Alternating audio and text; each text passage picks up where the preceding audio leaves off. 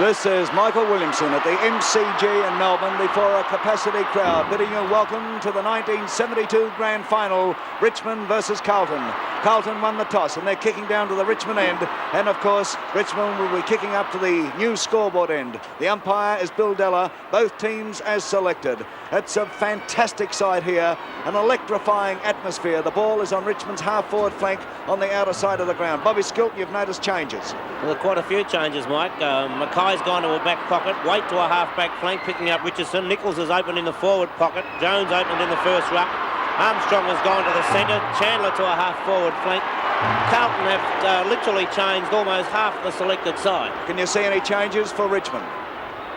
Not so far, Mike. I'm still trying to pick them up, but I can't see any at the moment. Southby now, almost in the back pocket on the outer side of the ground. The ball swings in towards the centre of the MCG. They fly high, the ball's knocked away. Through comes Kevin Hall. McCullough knocks the ball forward. Taken there by Jackson. Jackson down towards the goal square. Nichols comes out there. The ball is knocked away, however. Taken now by Walsh. He gets it out to the wing position on that outer side of the ground. Players go over. It's a pretty hectic opening of the 72 Grand Final. There's Morris of Richmond coming through. Gallagher of Carlton has the ball. Tries a hand pass. And there'll be a free kick going Gallagher's way. As Nichols at full forward, as Gallagher takes his kick. It's one deep down into the scoring zone. Taken by Robert Walls. He runs into Sheedy, but he gets his left boot to it. And the first score of the 72 Grand Final, 1 point to Carlton. Ron Barassi. Well, Mike, obviously the Carlton selectors and the coach have planned this side, especially around, changed it around completely almost to... Keogh and Sheedy having a go at each other behind the play. Sorry, Ron. That's a big kick out from the Richmond full-back. It comes down to ground, but there's a free kick. Look at this. There it is on again. Well, it just shows you that the... And the boundary umpire's warned Keogh. Well, I think he's probably warned both players, Mike. It just shows you the intensity with which this game is going to be played. There's a punch down, goes to the ground. Armstrong's in there. He's been a good player in the finals. Coming through there was Bartlett. He gets his left foot down to the half-back flank where Doole's in the race for the ball. Takes it now. Steadies, has plenty of time to place the ball up towards the wing. Almost picks out his teammate, but Robertson has got the ball now. Has forced a handball, and it goes over the line on the true weak position outer side of the ground. Wait for the throw-in now. The umpire, Bill Della. In goes Jones. McCullough gets up in front. McCullough gets a tap away. In comes Morris. Morris is bundled over. It's called a bounce, I think. Umpire Bill Della about to bounce the ball on the half-forward flank for Carlton on the outer side of the ground. 34, there's Robertson. 28 is Jones. Up he goes, but McCullough comes in, gets a tap away, taken by Kevin Hall. Kevin Hall down towards centre half-forward. Jesselenko leading out. Jesselenko loses control of the ball. Over anxiousness, but he's still going. Jesselenko now tries a short one. It'll come off. Keogh marks. Keogh has marked within kicking distance. 30 yards out on an angle, kicking to the Richmond end goal. Kevin Sheedy on the mark. Keogh coming up. It's in good line. It's on its way. It's swinging around. It's swung in. The first goal of the match to Carlton from the boot of Trevor Keogh. 3.5 minutes into the opening quarter. Bobby Skilton. And what an opening, Mike. You mentioned about Keogh. It's not just Keogh, but it's every player on the ground. Carlton have literally changed half of their side. They've made 8 positional changes to the selected side that I can come up with, and so far the Carlton boys have adapted themselves better than the Richmond side. They've been in attack for most of the 3.5 minutes of play so far. As we get another centre bounce, it's a high one. Jones is up high, beats the for the knock. Chandler comes through, puts a short kick along the ground. It's Walsh coming out, but it's Keogh who beats him to the ball. Keogh swings around, drives the ball high, looking for Robert Walls. From behind, Nichols knocks the ball away. It comes down to Kevin Bartlett. He does a blind turn, gets out of trouble with the left foot and finds his teammate in Morris. He plays on quickly, going straight through the centre of the ground. A driving kick towards centre half forward. It's Doole and Hart. A great mark by Hart, but it's called play on by umpire Bill Della. A free kick against Royce Hart for holding the ball. It goes to Southby. He plays on quickly. His kick smothered by McMillan. The ball going towards the centre wing position. It's Morris of Richmond who comes through. He's well pushed in the back according to umpire Della. And out on the half-forward flank, it'll be Morris, a Richmond ruck rover, to take the free kick. Dallas bringing a 15-yard penalty against the Carlton side. Kevin Morris. The kick by Morris, not a particularly long kick. It goes in with Mackay of Carlton, comes out in defence, and it's Mackay who takes a good, strong defensive mark. Mackay selected as ruck rover, started off in the back pocket. This kick by Mackay, off the side of the boot a little bit, punched away by Hurst. It comes to Armstrong, he quickly gets the ball to the foot, going down looking for Walls. It's punched away by Walls from Hunt, finds Robertson. Robertson puts a left foot to the ball, it finds Keogh well out in front. Keogh walks around a couple of opponents, runs on quickly. A poor kick by Keogh, goes past Chandler, it's taken by Dick Clay. Clay bursts away from defence, drives the ball right out of danger, but play has been held up by umpire Della and has given a free kick to Trevor Keogh, obviously against Paul Sproul. Personally, I did not see it. I was following the ball, and I can't give any decision at all as to just why that might have been a free kick. Did you see it, Ron? Yes, a whack across the head, but I thought he called playing because he'd already, gone with the play. Keogh now down forward, they fly high. Jesselenko was in that lot, couldn't come out with the ball. Hunt tries a kick off the ground. Big Nick's in after him. Nick picks the ball up, but he's given away a free kick. Hunt to take it. Hunt of Richmond now, he's a left footer, takes his kick, goes towards the centre of the MCG. Up goes Jones, knocks the ball away. Barry Richardson, but it's Sproul. Sproul now of Richmond, right deep down into the forward zone. David Mackay backing back, drops the mark. Oh, and he gets it hard. Across it goes to O'Connell. O'Connell of Carlton out of the half-back flank on the outer side, and Francis Burke takes a mark. Burke of Richmond, a great player. His kick is a long one, back into the forward zone. Barmer's in front, Mackay knocks the ball away. In comes Southby, they're scragging. Plenty of free kicks in that lot if you want to look for them. Oh, Barry Richardson off the ground, put it through. Richardson fumbled, recovered well, and kicked it off the ground as you saw. And it's the first goal of the match to Richmond at the 6.5-minute mark into the first quarter. Carlton now 1-1-7 to Richmond, 1 goal straight. Ron Barassi, you've played in 8 grand finals. How much is the pressure on both teams out there? Can you feel it? Well, the players are almost beside themselves with anxiety and determination to do well, and this often causes mistakes. There's the big bounce, goes up towards McKellar. He gets the knockdown, it's taken by Bond, but he couldn't get his connection. Sproul handballs out in the open, going towards Armstrong. He eventually, about to break away, but a free kick has been called back to Morris, who will take his about 3rd or 4th kick already for the match. He may be a force in this game. Going towards the forward pocket, beats both Mackay and Barman, goes out of bounds in the forward pocket on the inner side of the ground. So far the match looks at a complete replay of the second semi-final replay in the first quarter. It's a great game. Mackay goes up, gets it down to Keogh. Keogh balks around. He's working well today. He gets up towards the half-back flank, favouring Dixon, and Dixon takes a good mark there, well judged against Bond. A bit of a whack in the face there for his effort, but part of the game completely accidental. His torpedo goes up towards Robert Walls. Robert Walls forced to punch. It goes to ground. Highwood's in there, kicks it off the ground. Taken by Bartlett. He goes high towards centre half forward. A big pack of players five. Hall punches, then recovers. Handballs across to Keogh. Keogh drops it. Recovers on the ground. It could be a decision here. I think it is. It's a ball up. Perhaps the wisest decision that umpire Della could make under those circumstances, and this will take place in front of the member stand on the half-forward flank for the Richmond side. McKellar, Jones, no one gets the knock. Coming through there was Morris once again, gets his kick up towards Richardson. Waite knocks him aside, he's forced to knock it on towards Dool. Dool well shepherded by Hurst, gets his kick up towards centre half forward, punched away by Walsh. Armstrong come in, couldn't gather the half volley. Could be a free kick there, no play on his call. This is real pressure stuff there as Armstrong is ridden into the ground there and must take the free kick between the centre position and the wing position on the inner side of the ground. Armstrong now playing in the centre. That's one of the changes that Carlton have rung, one amongst many. He goes for a long kick now. Good kick for Armstrong. It's gone at least 60 yards towards Jesselenko. Jesselenko almost took the one-hander. Here he is again, the Magic Man hand passes towards Walls. Walls gets it across the wards. Nichols taps the wards. Jackson it was, and he just could not get his foot to it over the last few inches, and a certain goal was missed there for the Carlton side. Brass, already one thing is evident, there's not much between these two teams in ability. Well, no, Mike, but the same applied 3 weeks ago, so it's a bit early to tell, but there's a knockdown by Jones. Went to Keogh. Keogh comes in, so does Dixon. He gets a short pass up toward Little Sydney. I was going to say Big Sydney. He's a big star, is Sydney. A free kick on that occasion. I couldn't quite figure that one out, but Boynich must have been being shepherded by Alex Jesselenko. Clay I'm talking about. Clay with a kick now up towards the half-back flank. A beautiful kick. Big pack of players fly. Royce Hart couldn't get it. Kevin Hall ruck roving, comes through, breaks away, is forced a handball to lose possession. Hart with the ball. Gets the right foot up towards Jones. Jones has the ball spoiled. Richardson hand passes to Sproul. Good work, Barry Richardson. Sproul up with a drop kick up towards McKay. McKay punches the ball away, but manhandles at the same time. It is a free. Barham will take it. Correctly called, and young Barham, Neil Barham, takes a kick now about 50 yards from goal. And Royce Hart, degrees. You saw him a moment ago on the back line. They're covering territory, these boys. Barham kicking up to the scoreboard end. Wade and Richardson having a bit of a niggle. Southby watching McLean. It's on its way from Barham, and it's through. Richmond's second goal of the match at the 11.5-minute mark into the first quarter.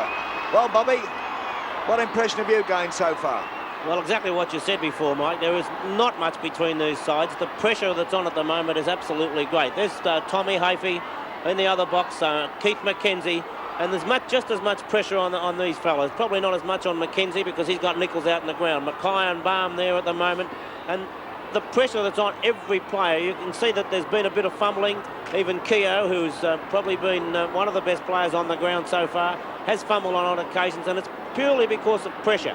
This pressure will naturally ease up a little bit later, but it'll take a long while the way this game's going. They've lost the ball. A new one has been brought out to umpire Bill Della. Della, the obvious choice for the 72 Grand Final. He's umpired magnificently throughout the year. There's McCullough trying to get the ball, but through comes Francis Burke. Burke now up to the forward zone. Out comes McLean, and McLean is marked. McLean looking for a 15-yard penalty, but it's not on, says umpire Bill Della. But McLean is only about 45 to 50 yards out, well within kicking distance. Puts in a bit of a skip. It's on its way. I think he's hooked it. The goal umpire's running across. 1 point results. Richmond now 2 goals, 1 to Carlton, 1-2. Waiting for Jeff Southby to kick out from the scoreboard end. A capacity crowd here at the Melbourne Cricket Ground. It's a wonderful sight, a thrilling sight. Southby's kick, he comes along the member stand flank now. The players set themselves. Jones is in front. McCullough goes up with him, neither able to take the ball. It comes to Sproul. Sproul of Richmond hooks it around, cops one for his corner. Down forward it goes. It bounces awkwardly. In comes Dool, but Bartlett kicks it off the ground, goes across the face. Cummings after it there for Richmond, but the ball goes over the boundary line. There'll be a throw in Richmond's forward pocket on that outer side. Barham and Mackay going for it. Up they go. They both tap it at the same time. In comes Bartlett. O'Connell sweating on him there, but Bartlett picks up, hooks it around with his left foot. The ball bounces awkwardly. Southby knocks it clean over the boundary line. There'll be another throw in that forward pocket for Richmond on the outer side. We are now 13 minutes into the opening quarter of the 72 Grand Final. Up they go. Barham gets a tap away this time. Through comes Hart, but pushes the ball on in front of him. Mackay a bit slow picking it up. Comes out with the ball. He's scragged. He could get a free. He'll get it all right. Bob Skilton. David Mackay, about 20 yards out from the Richmond goal. Elects to go straight up the centre of the ground. It's a lovely kick by Mackay, right to the centre. McCullough was up high, made no attempt to try and mark the ball, but it comes to Gallagher. Gallagher goes straight down the centre, looking for Robert Walls, and Walls it is who takes the mark. Hand passes on quickly to Armstrong. Armstrong drives it down, looking for Nichols right in the square. He's up high, but can't take the mark. Grabs the ball, puts it to Boone, and it's running towards goal. Full points, that's that one from Nichols. 3 Richmond players attempted to get to the ball, but unfortunately for them, it dribbled through, and that's Big John's first goal for the game.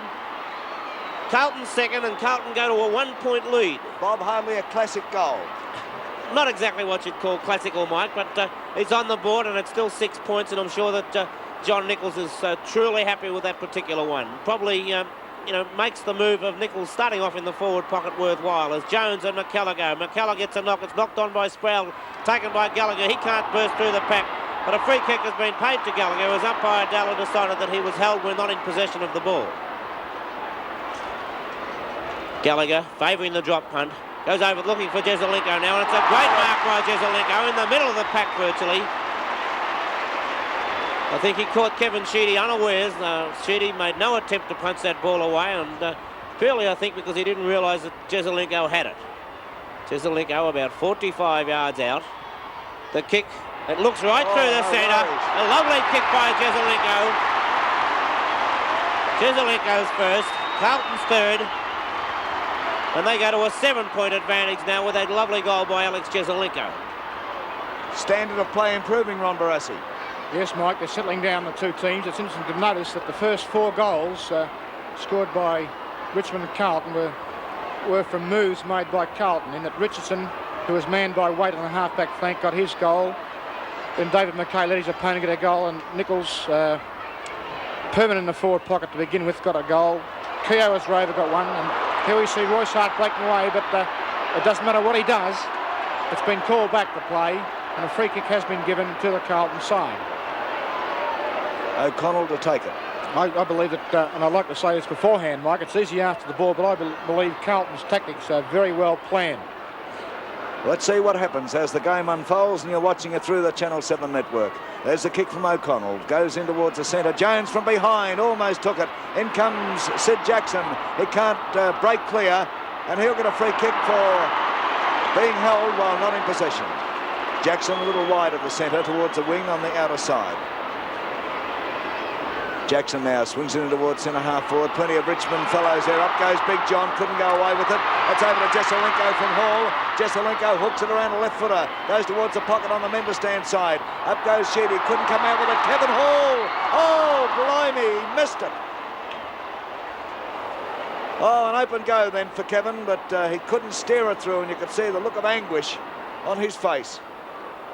Waiting for Dick Clay now to kick out. Carlton a 3-3-21. Richmond 2-1-13. Clay kicking out from the Richmond end of the MCG. Where's he going? Looks like he's going to favour the outer side.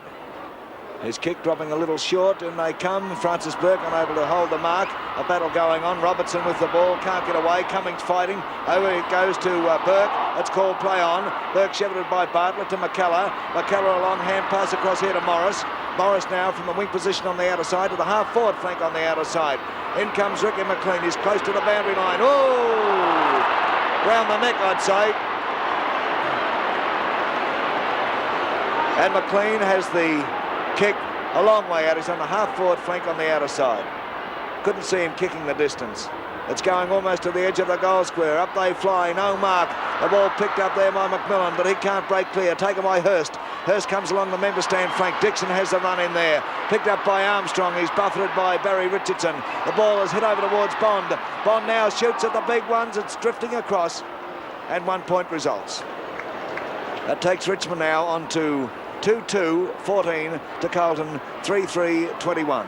And we've been playing 18 minutes into the first quarter. There's probably the most talented runner in league football, Roger Dean, former captain of Richmond, broke his wrist a few weeks ago and has missed out on the final series. Bad luck for Roger, one of the game's great personalities. There's another one, Big Jones. Thought it was his. I don't think he's too happy, but a free kick had gone to Barry Richardson of Richmond. Richardson now, he would be some 65, 70 yards out. Kicks the ball, it's lobbing in the goal square. They set themselves, no mark, the ball knocked through for another behind to the Tigers. We're on the game, it's a very tight one, very tight indeed. No doubt about that, Mike. It's going to be the same situation that applied 3 weeks ago. It's a matter of the first team to break, as we see Jeff Southby going this time to the inner side of the ground towards Jones. He goes to the mark. McKellar once again punches the ball down. This time it favours Barry Armstrong, who puts out Sid Jackson. Here's a crunch here, but Sid just taps the ball across. It comes to Robert Walls, who goes long to the square. Here's a knock on towards Nichols.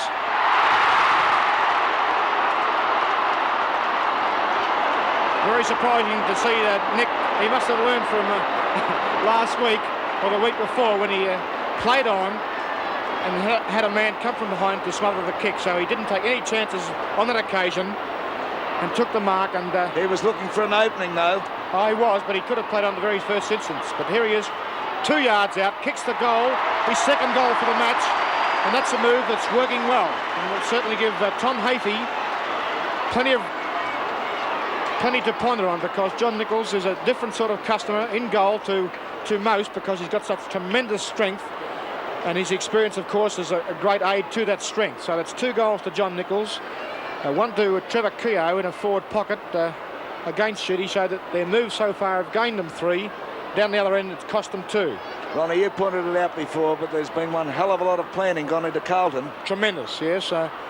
And I think you should judge the planning before it actually works. And if the thinking's good, well, then it's a good idea. Back in the centre, Bill Della bounces the ball. It's an awkward bounce. Up goes McCullough with Jones there. Nobody able to break clear. Taken by Chandler of Carlton. Chandler gets down towards the goal square. Players racing out to meet it. Over goes Walls. Sheedy takes the ball. Sheedy now out to the half-back flank on the outer side of the ground. The ball bounces. It's Chandler coming in. Chandler pushing the ball in front of him. He's looking for somebody to kick it to, and he finds Keogh. Keogh wide of centre-half forward, out towards the flank on the outer side. Keogh's kick. Going down goalwards. The ball bounces. It's Robert Walls. And Walls has popped it through. And Carlton at the 20.5-minute mark into the first quarter, looking pretty good. They're 5-3, 33 to Richmond 2-3, 15. Well, Bobby Skilton, you're surprised. Well, I am surprised, Mike, at the fact that Carlton have such a big break as this one, but they were very, very confident before the game, Carlton. There was a real air of, we are going to do well in the rooms, and they've started off exactly this way. And one of the players going for the ball now, it's Peter Jones. He's got the knock from the centre, and Jones has been, responsible in holding McCullough back there as the ball comes out to Wayne Walsh. Walsh's blind turn, gets a handball across to Francis Burke. Burke runs around Keogh, puts a left foot to the ball, a bounce of the ball, almost beats Barmer, comes back to Cumming. He gains possession, gets a hand pass through to McMillan, coming back again, but a free kick has been found by Bill Della, and Darryl Cumming has the chance of bringing up Richmond's third goal. Cumming would be 50 yards out from goal, directly in front.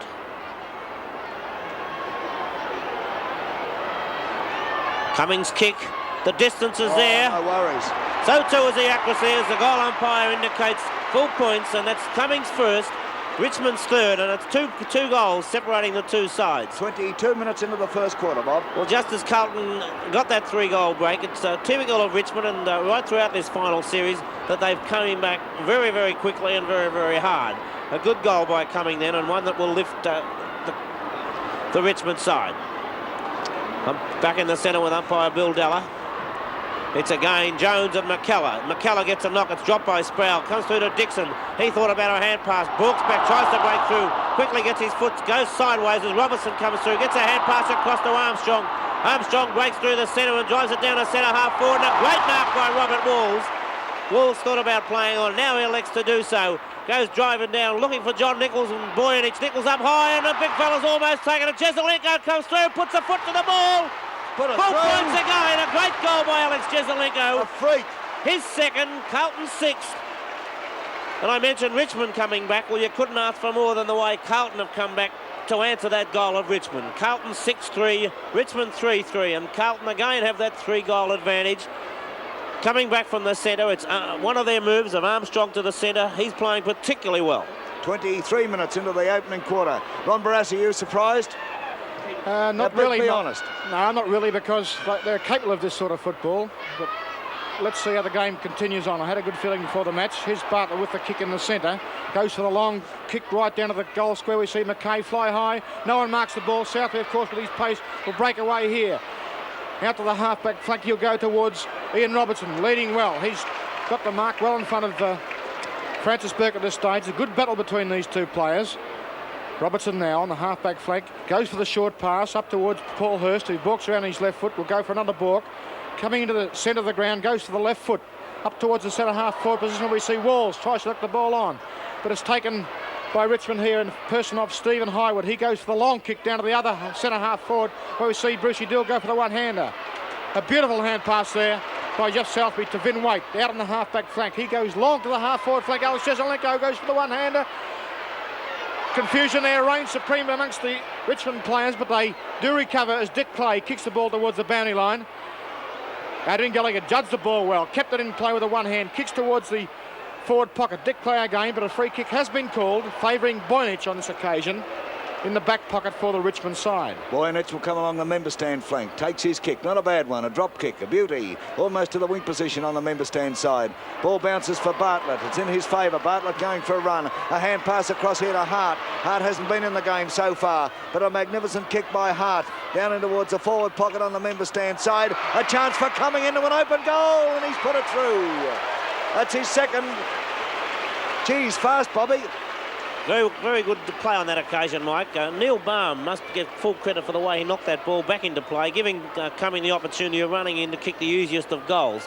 But it was Cummings, quick thinking, and it was opportune to come in there at the right time. And I'm sure our friends through TVW in 7 in Perth, ADS 7 in Adelaide, CDC Canberra, TBT in Hobart, TNT in Launceston, RVN in Wagga, and relay stations throughout Australia are enjoying this first quarter of the 1972 Grand Final, with the scoreboard now reading Carlton 6-3 to Richmond 4-3. It's anybody's game. We've got a long way to go yet. It's a long journey, and those 36 gladiators out there on the arena of the MCG have certainly got a big day in front of them, and we're looking forward to every moment of it.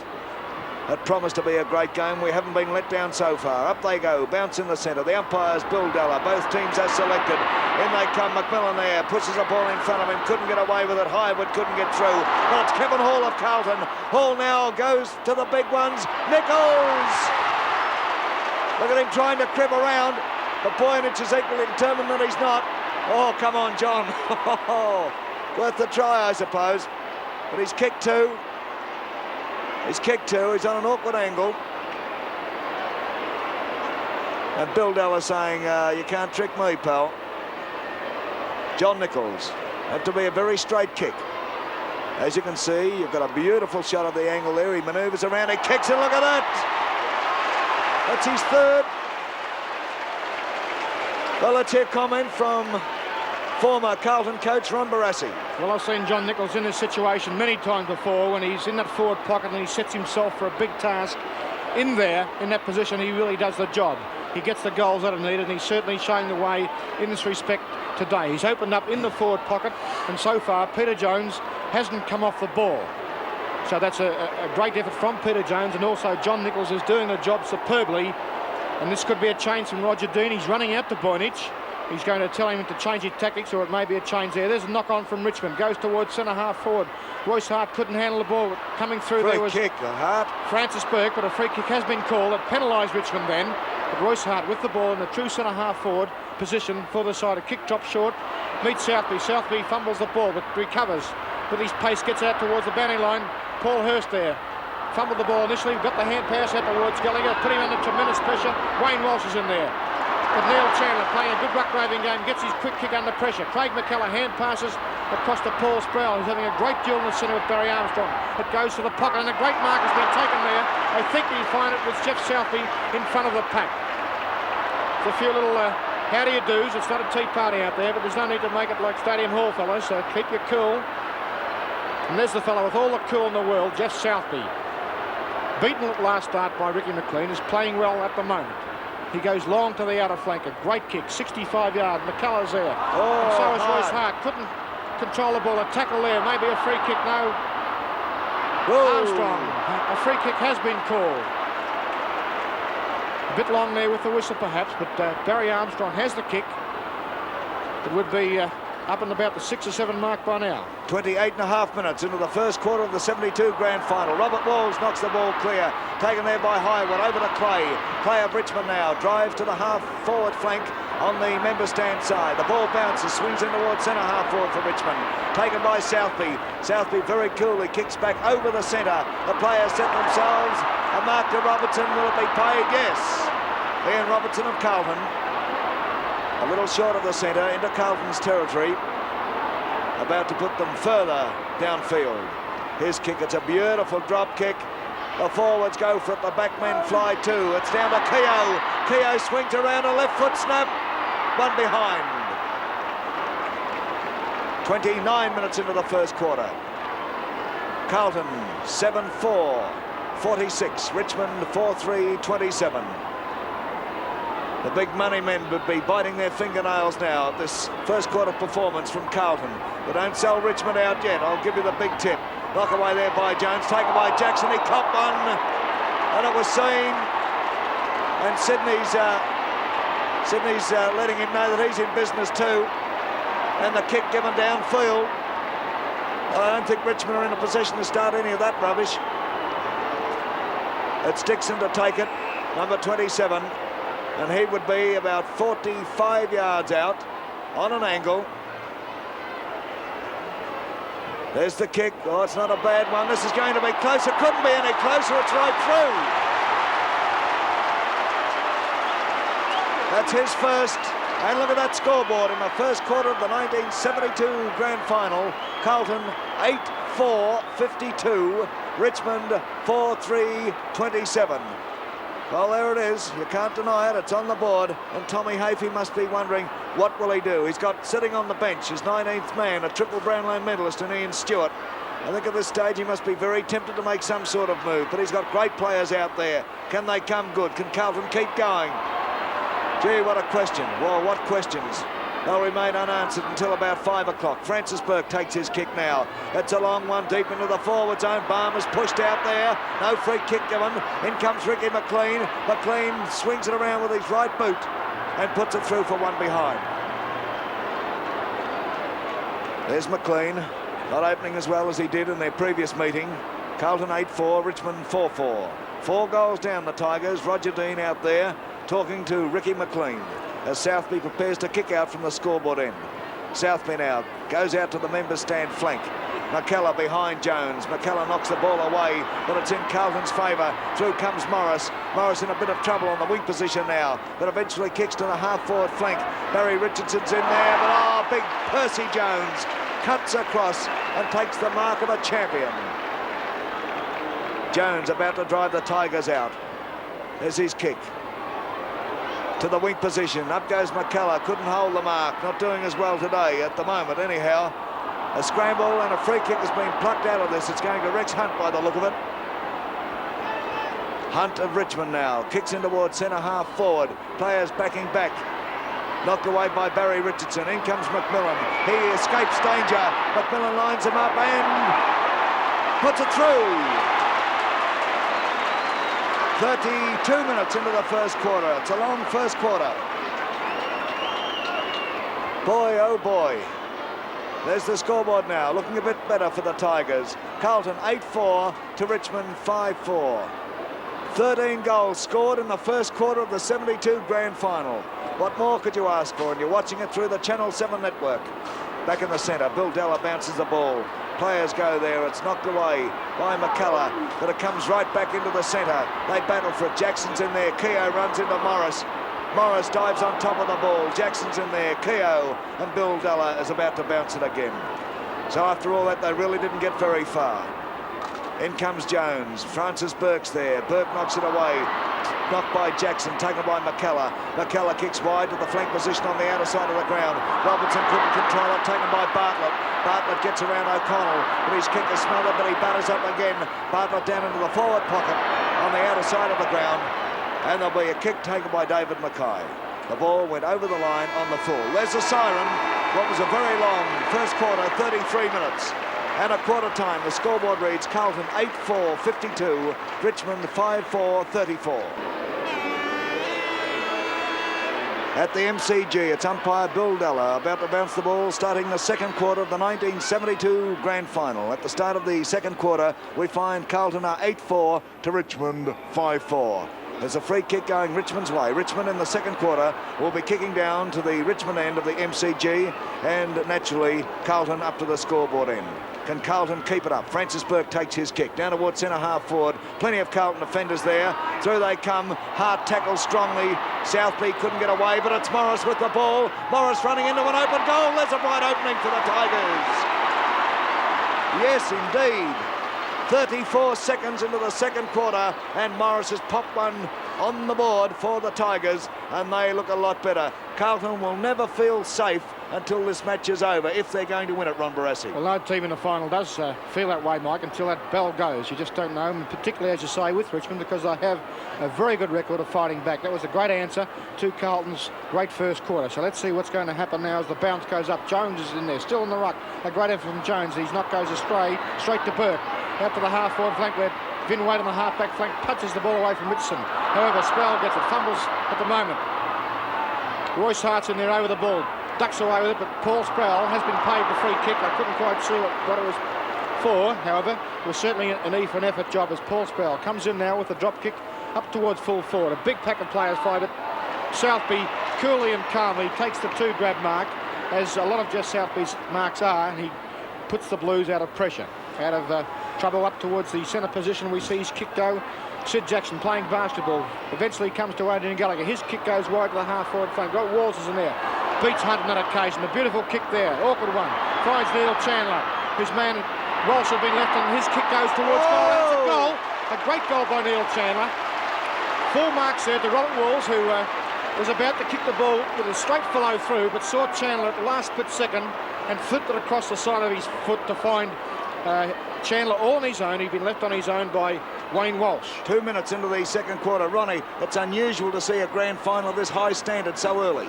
Yes, I agree with that, Mike. It was similar to the second semi-final, but there wasn't the scoring that there is in this game. There's the bounce now. Jones and McCullough once again. No one gets the kick. A big pack of players. Bartlett's in there, bundled away from the ball. A free kick has been called to Bartlett on this occasion. He plays on. He's shepherded off by Francis Burke. It goes up towards Royce Hart. Royce Hart misses the kick. A big pack of players there. Desperation shown. Coming hand passes across to Richardson, who is forced to hand pass virtually to nobody to an open goal. He was hoping to find Ricky McLean, but Ricky McLean had come out to help him, and so the ball ran through for a point. There's the score now. Carlton 9-4, 13 shots to 11 by Richmond.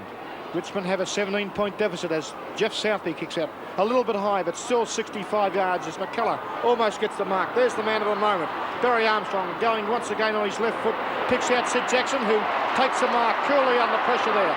Goes wide to the flank, and he'll find Robert Walls here. Robert Walls has got the run in on Hunt, runs around everybody there. Comes in now towards goal. Whoa, baby. Was that a goal? Right from the boundary line. A direct contrast to his last effort against Richmond, when he played well but kicked very badly. It's his second goal. And Richmond have got some thinking to do now. They've got a centre-half forward who's kicked 2 goals and a forward pocket who's kicked 3. Ron, in the second quarter, within 3 minutes and 20 seconds, 3 goals have been scored. Bobby Skilton, a freak game. Well, that couldn't even describe it, Mike. This football at the moment is absolutely marvellous. It was great play then by Jackson. From the bounce again, it's Jones who once again beats McCullough for the knock with Francis Burke. His kick smothered. It comes back to Burke once again. He breaks out of the centre with a long kick. Almost finds Neil Barham. He's bustled out of the side. A long hand punch by Southby goes through. Armstrong knocks it on towards Hall. There's players going everywhere at the moment as Hurst of Carlton comes out, breaks onto his left foot, puts a short one in, finds Dixon. Dixon about to hand pass, but plays on with a kick down to centre-half forward. It's Chandler who knocks the ball on past Walsh. It's Walls coming in once again. He grabs the ball, puts the ball onto the left foot. It's swinging back towards the goals, and once again Walls has put it through. And that's Walls' second in a matter of about 30 seconds, maybe a little bit longer, and his third so far in the game. 4.5 minutes into the second quarter, and 4 goals have been scored. 1 to Richmond and 3 to Carlton. Carlton 11-4. Richmond 6 goals 5, and there they are, the Brains Trust. Tommy Hafey, you can see from the look on their faces. Tommy Hafey obviously not happy. Umpire Bill Dalla walking past Francis Burke, who's trying to urge the Richmond boys on. And they need a lift at the moment. As again, it's Jones and McCullough. A big knock from McCullough. Knocked on by Morris. Dool knocks the ball away from Hart. It comes back to Morris. He bursts straight down the ground. Puts the ball down towards the goal square. It's McLean and Southby, but a great mark in defence taken by Southby. He plays on quickly, running around the outer flank. He's bounced the ball twice. Puts the left foot down towards the centre wing position. Jones is up high. Comes through now. It's Waite who bursts through the pack. Breaks away for Carlton. Looking for Robert Walls. Walls is up high, and it's Walls almost takes the mark. Plays on, dives on the ball. There's a pack for him, but Keogh comes out with the ball. Keogh runs around and plays, drives it towards the big one, and it's another one to Carlton. Keogh's second. John Nichols in the screen now. You can see the elation on his face. He's yelling at Kevin Sheedy, but Sheedy's not wanting to look back as Carlton go to 12 goals 4. Hey. Richmond 6 goals 5, and what a quarter. Carlton have kicked 4 goals in 3.5 minutes. How is that? It's not bad, Mike, seeing Richmond kick one as well in that same time. This is fantastic football. And the crowd, you can hear them roaring. They're really going at this, and even though it's not an even game at this stage, but it's so exciting to see the brand of football being displayed at the moment. It's incredible, and you're watching it through the Channel 7 network. at the MCG. Della bounces the ball. Up goes Jones. Taken there and kicked forward by Gallagher. It's at centre half forward for the Blues. Hunt knocks the ball away. Jesselenko manhandled, but he picks the ball up. A hurried kick. He couldn't do much else about it. Taken by Kevin Bartlett of Richmond. Bartlett now to the wing position. McMillan throws himself at the ball. Well played. Over to Royce Hart. Here's trouble for the Blues. Look at Hart go. A hand pass to Francis Burke. Burke a long kick down forward. Balmer's there. It's his. Beautiful. Beautiful Neil Balme. A great mark. And Balme has already kicked one. He would be 35 yards out directly in front. Kicking to the Richmond end. Richmond need this one. Balme kicks. It's swinging. But it's there. And Richmond reply at the 7-minute mark into the second quarter. What a game. Mike, Richmond have moved Graham Bond to the back pocket. Kevin Sheedy's gone towards the centre of the ground, exactly where Sheedy is going to play. It'll be hard to see at the moment. The board reading, Carlton 12 goals 4, Richmond 7 goals 5. There's Bond down in the back pocket now with Trevor Keogh. Sheedy is now back in the centre of the ground. Bond coming from the centre wing position. Possibly Sproul will go to the wing, Sheedy to the centre. It's just hard to say at the moment just what move Tommy Hafey has made. But Bobby, in the second quarter, 6 goals have been scored in 7 minutes. 4 to Carlton and 2 to Richmond. Champagne football, Mike, as Robert Wills is there. He gets bustled aside. It's taken by Sheedy. Sheedy can't get clear, but it's a free kick to Kevin Sheedy. Sheedy at centre half back at the moment. A shocking kick by Sheedy. Goes into the centre of the ground. Hurst of Carlton comes away with the ball. He breaks clear of McMillan. Drives Carlton out of trouble as he goes wide to the half-forward flank. Looking for Jesselenko. Jackson knocks the ball back. It's Highwood and Jackson in the race for the ball. Jackson falls at the crucial stage and the ball's knocked over the line, and we'll find a throw-in on the Carlton half-forward line, outer side of the ground. 4 goals 5 separating the two sides at the moment, as it's John Nichols there in the ruck. He gets a knock down to Sheedy, but it's sharp by Kevin Bartlett. He gets a kick wide to the half-back flank. It's close to the line as Dixon comes through, can't gain possession of the ball, and it beats everybody over the line, and we'll find another throw-in. Ruckman getting ready. John Nichols going for the ball with McCullough. It's Nichols in front. McCullough gets a knock. It's knocked on by Jackson. Armstrong of Carlton comes through, takes possession of the ball, hooks the ball back. There's a pack of players forming, waiting for it to come down as McCullough was up high, knocks it close to the boundary line. Keogh's there, but the ball beats everybody over the line once again. Again contesting the knock, it's the same players, McCullough and Nichols. Nichols gets a knock, but it's taken by Kevin Bartlett. He can't get the ball clear. Highwood of Richmond has it. He again can't get it as Gallagher comes in, puts the ball back down towards the goal square, and Jesselenko! What a wonderful mark on that occasion. Completely out of position, threw himself at the ball and took that one. Jesselenko has kicked 3. 2 goals to Jesselenko. Going for his 3rd. Jesselenko only 25 yards out. The kick close to the goals, but it's again 4 points as Carlton really have a run on. They go to 13 goals 4 as Jesselenko kicks his 3rd. Richmond 7 goals 5. 10 minutes into the second quarter. Ron Barassi, I'm beginning to wonder whether I'm having a dream. Well, it's certainly a dream that for Carlton supporters coming true, because they're playing superb football, and everything that they planned during the week in the way of tactical moves and talking to players and getting them really going in hard is coming off, as we see the centre bounce in there. Jones goes. He's been a dominant ruckman in this quarter, but there was some shepherding there against Francis Burke, I think by Ian Robertson, the man on his mark, as Burke takes the free kick now. Will drive his, well, that's indicative of how Richmond are going. Even Burke is not playing well. Paul Sproul couldn't take the mark, as we'll see Vin Waite on the half-back flank goes for one of his long hand passes. Out to the man of the moment, as I said before, Barry Armstrong. His left foot goes up toward Walls. A beautiful hand pass from Walls across to Peter Jones. Carlton advance once again, and it could be a mark here. This time by Boyance. He read the play well on that occasion, used his pace and dashed out to intercept that drive. There's his kick now out to the half-back flank as Paul Hurst flies high, couldn't take it. But Francis Burke does. He's the one hope that Richmond have at the moment. He's really playing well as he sets his kick into motion. Well down towards the centre half forward position where David McKay flies. Couldn't take it. It's knocked across by Morris across to Kevin Sheedy. Goes for the wide one. Offside. And there's the first point for some time. And that's, as I said before, indicative of how things are going for the Richmond side. Nothing they try, not that they've had an opportunity to try very much over the past few moments, is coming off. And Southey with the kick now. Out, a beautiful kick, a good 70 yards, up to McKellar. McKellar has the ball, punts away by Jones. Goes to Sheedy. Sheedy, being clever, is forced a handball under pressure. Out to Kevin Bartlett. He's got a lot of kicks, Kevin Bartlett. He's kick. This one goes up towards the pocket, where we see McKay punching the ball away from Barn. Barry Richardson scruffs the kick along. He's got the ball now, has it, hand passed away, taken by Cumming, but his kick goes offline also, under pressure, and out of bounds on the full, taken once again by Jeff Southby. Southby from the back pocket on the outer side of the ground, about to take his kick.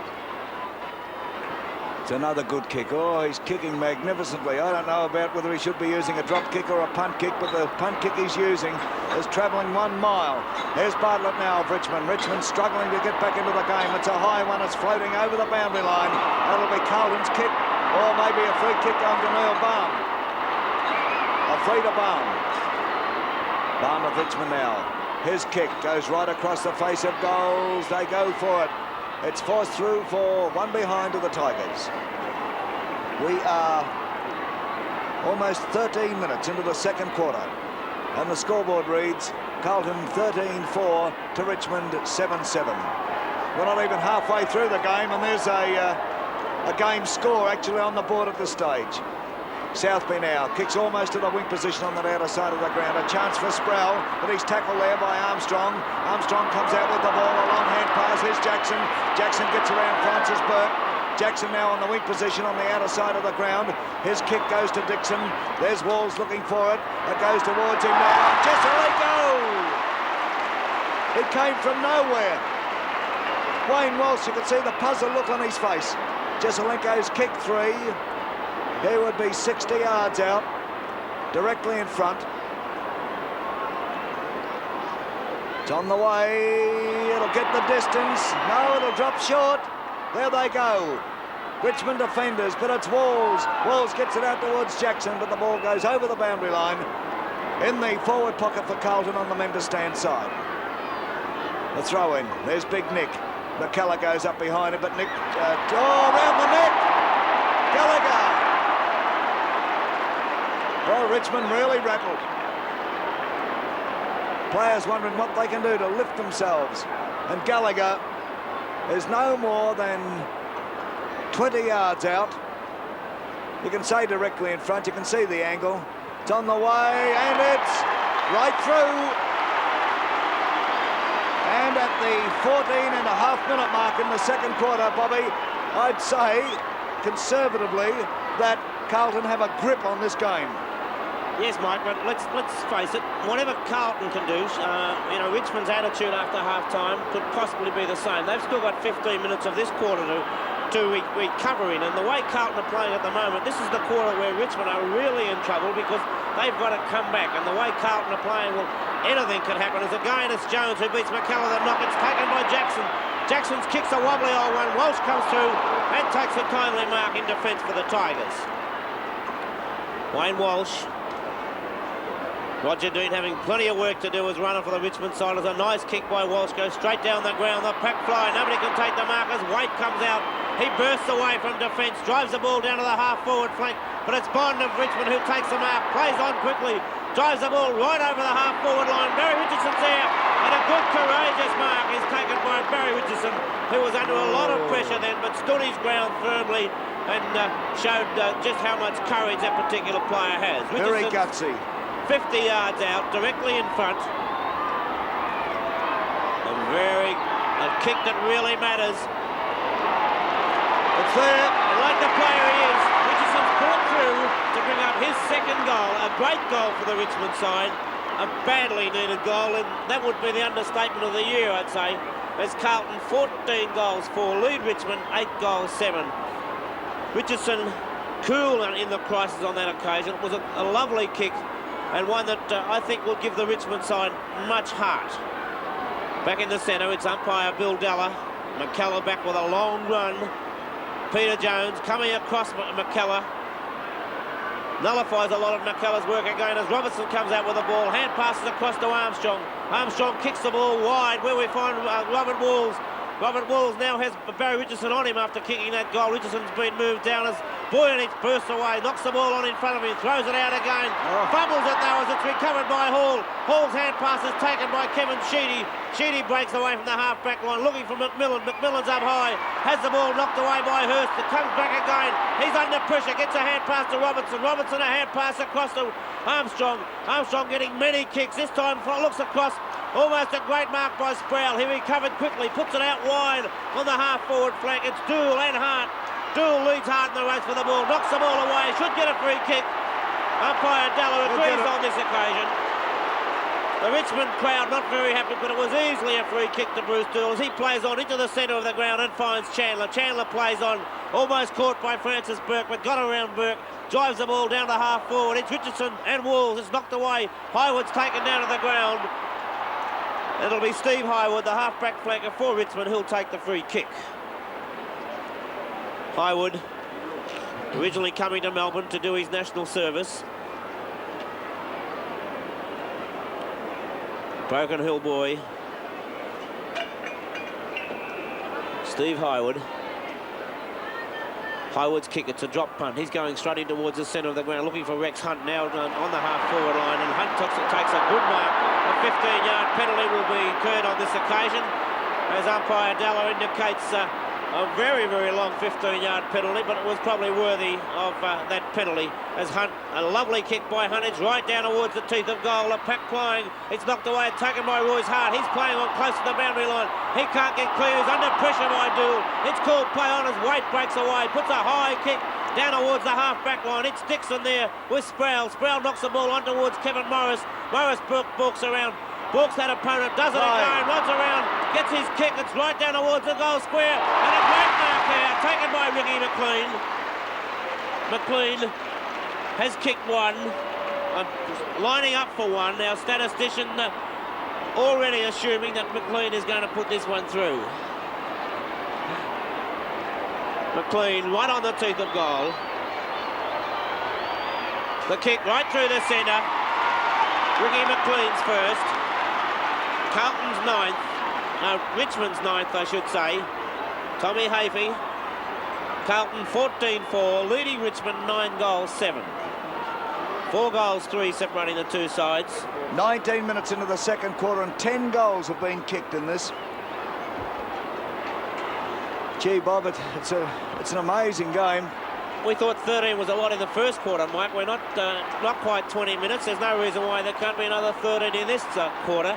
And what a remarkable game. I'm sure that nobody at all would have assumed a score like this at half-time of this particular game. As Jones this time dominating the ruckwork, knocks it wide to Sproul. Sproul playing on, should be holding the man.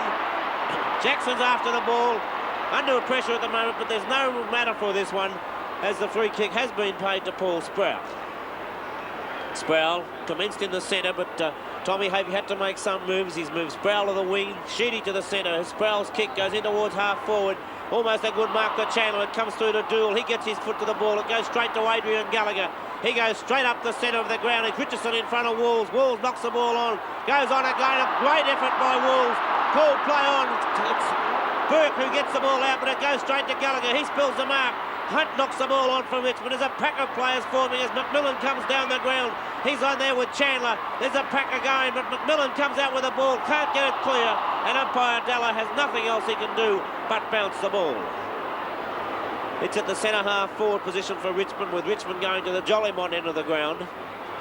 Jones again gets a knock. It's taken by Dixon. He tries to burst through the pack, gets a hand pass in. Burke of Richmond gets a foot quickly to the ball. Sheedy's there, throws the ball out in front.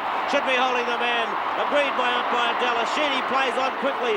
His kicks off the side of the boot towards the pocket, and it's David Mackay of Carlton who takes the mark. David Mackay, permanent back pocket so far today. Mackay's kick, it's a high one. A 15-yard penalty being paid against Ricky McLean for running over the mark. Well, Bobby, they tell me that yesterday in Melbourne, they were asking and getting $30 for standing room at the MCG. And I'll tell you, if you paid $30 or $50, you're getting your money's worth. And of course, those people sitting at home watching it throughout Australia on the Channel 7 network must be saying, well, we've got all the comforts of home and watching a great grand final. The 72 grand final as the mark is taken by Dixon on the wing position on the outer side of the ground.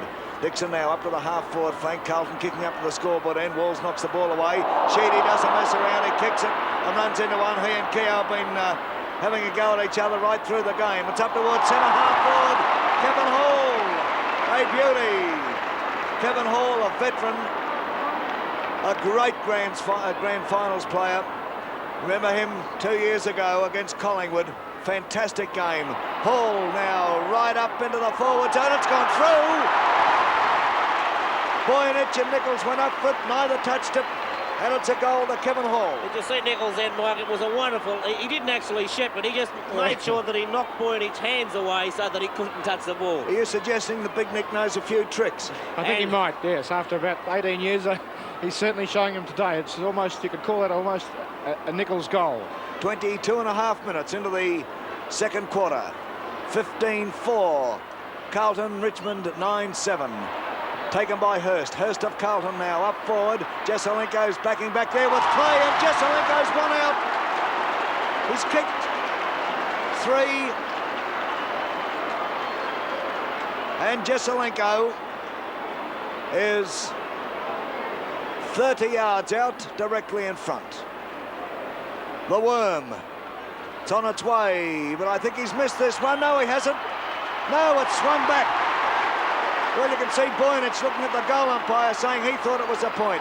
It seemed to be going to the left-hand side, but he must have allowed for his slice, and it came back and right through for another major. That's his fourth, and Carlton go to 16-4. 100. They've got the ton up to Richmond 9-7-61, and we are 23 and a half minutes. 23 and a half minutes into the second quarter, and there's some gay in the crowd trying to hang on to the ball. Why they don't stay home and play with their dolls is beyond me, those idiots. There's Tommy Hafey chewing the fingernails, as well he might. What can he do, Ron Barassi?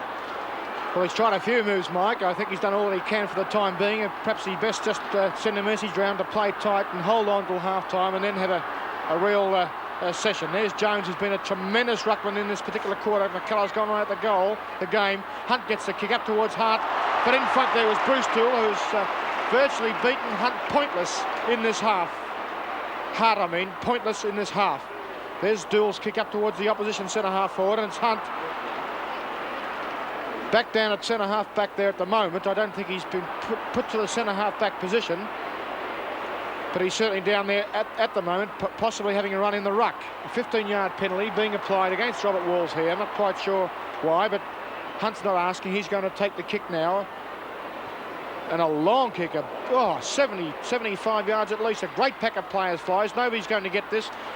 It's going to go towards the boundary line. Barham punches the ball back into play. Good play by Neil Barham, but Neil Chandler handballing across to Ian Robertson, forced to go to the left foot, but now has the chance to bounce and recover onto the right. Controls out wide. They're using this space beautifully, Carlton, at the moment. Walls is having a picnic with the space that he's being allowed to play in. He passes back to Ian Robertson, who walks around, goes for the kick, again out wide. They're using MCG spaces very well. They're showing Richmond how to use the spaces, whereas normally it's Richmond dictating the tune in this respect. Adrian Gallagher now with the ball, well out in the pocket, a good 60 yards from goal, goes well towards the pocket. On this occasion, John Nichols couldn't take the mark, a bit harder to have gained that. It would have been a great mark to have done it, but he wasn't quite there at the right moment and through for 1 point, making 101-61, a 40-point advantage to the Carlton side. 25 and a half minutes into the second quarter, and Carlton are 40 points in front of Richmond. And Ron Barassi, this takes me back 2 years when Collingwood had Carlton in a pretty similar position as Hurst puts the ball forward. Nichols there was held onto. Through comes Jesselenko, loses the run of the ball, but he's into it. Big Nick dives there. And what's going to happen? Highwood's free kick. Do you remember that? How can you ever forget it? 2 years ago to this very day, and you were something like 43 points down at half-time, Ron. That's right, Mike. Well, this time it's going to be Carlton going in with a lead similar to that. Here we see Sproul breaking out the ball, goes for the drop kick, an underground subterranean one as Bruce Dool again looks like beating Hart. He's got tremendous balance, this player. Hand passes away. A poor one on that occasion. Goes towards Waite. Sproul knocked around the head. A hand passes across to Cumming, but Cumming couldn't take advantage of it. And coming through there was Dill, but a free kick has been called and given to Paul Sproul, who's given quite a lot of value this half. One of the few Richmond players to at least break even and give some value to his side. His kick goes up towards the pocket. The ball comes to ground. Again, Dill gets it. Quickly ball handles the ball onto his foot, but it's intercepted there by Cumming, and he will have a shot at goal from well out in the pocket. It's going high to the square. Ricky McLean will need to fly high here, but a mark almost taken there by Richmond. Bartlett with the ball now, has a chance, but fumbling. Steps over, in come Paul Hurst, knocks the ball to Vin Waite. Hand pass across to, grabbed by the leg there. The scruffy old kick by Keogh was taken by Burke. Burke to Walsh. Walsh forced to Keogh under pressure. Beautifully intercepted by Southby, taking the risk on the first bounce. Up towards centre half forward, but this occasion, Barry Richardson, originally placed and starting at half forward flank, now centre half back, takes the kick. Richardson puts his boot into it. Over centre half forward for the Tigers. The big men fly. No mark, however. Now look at this. Mackay kicks it off the ground. But here's Cumming over to Morris. Morris breaks clear. He straightens up. He kicks. One behind. Ronnie, getting back to that memorable clash 2 years ago when you were coaching Carlton. Although you were some 40-odd points down at half-time, you came out and won the premiership. Well, that's correct, Mike, and be interesting to see just what moves Tommy will make. He's made a lot already, but an attitude change is needed by the Richmond side, I feel. Southby's kick goes to the half-back flank on the outer side. The ball taken there by Morris. Morris down towards the goal square. Southby flies up high. McLean goes over. Through they come. It's Southby sticking to his guns. Bartlett tackling him. Bartlett comes out on top. He's tackled by O'Connell. He gets around Bartlett. Bartlett steadies. He kicks down forward. A chance here for Baum. He couldn't get to it, though, and threw for another behind to the Tigers. Now, you can see Neil Baum shake his head as if to say, oh, hell, what can we do? Carlton 16-5 to Richmond 9-9. And we are 28.5 minutes into the second quarter. Bob Skilton. 13 goals kicked in the first quarter, 12 goals so far in this quarter, and what a game this has been as Southby goes to the outer side of the ground. Free kick has been paid, and it's big Percy Jones. Jones, given the mantle of first ruck today, has been a wonderful player for the Carlton side as his kick, looking for Robert Walls, another great player so far. Has the ball punched away by Richardson. It's taken by McKellar. McKellar goes through and straight down the centre of the ground. It's McLean. Passes the ball, punched away. It comes towards McMillan. McMillan bursts through. Can't quite get possession of the ball. Comes back again. Knocks the ball out in front of him. Sproul's coming through around the ground. Steadies up. Goes for the open goals. A great goal by Paul Sproul. Sproul's first. As Ron Barassi mentioned earlier, Sproul has been one of Richmond's few consistent players. He's now playing on the wing with Kevin Sheedy going in the centre, but it wasn't a move that Sproul had to be shifted out of the centre. Board reading, Richmond 10 goals 9, trailing Carlton 16 goals 5. We're not even at half-time. 26 goals have been kicked. We're 29.5 minutes into the second quarter. It's McKellar and Jones. It's taken by Robertson of Carlton. His left foot goes long and wide. All on his own as Robert Walls. He spills the mark. It's knocked away. It's Jezelenko though. Jezza goes in towards the big ones. It's true. It's a goal to Carlton. And it's 14 goals scored in this quarter as Jezelenko kicks his 5th goal.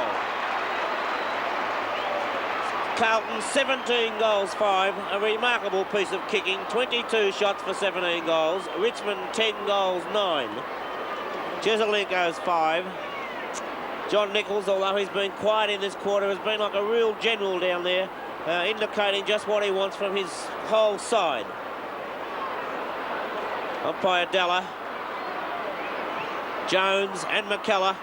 Jones this time gets it to Gallagher. Gallagher with the right foot goes straight up the centre of the ground. It's Walls and Richardson. Neither player can mark. Chandler bursts through the pack, knocks the ball out to Jackson.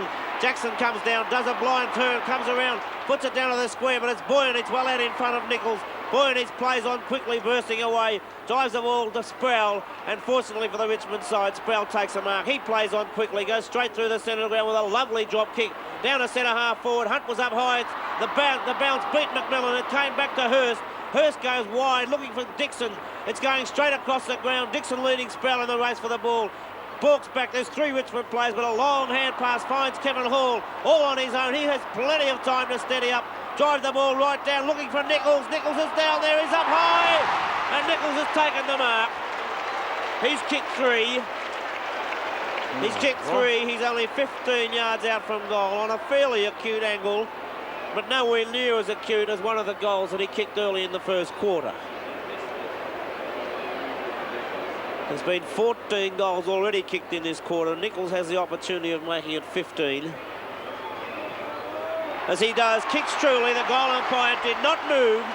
Both hands went up, and that's Carlton's 18th goal. John Nichols 4th.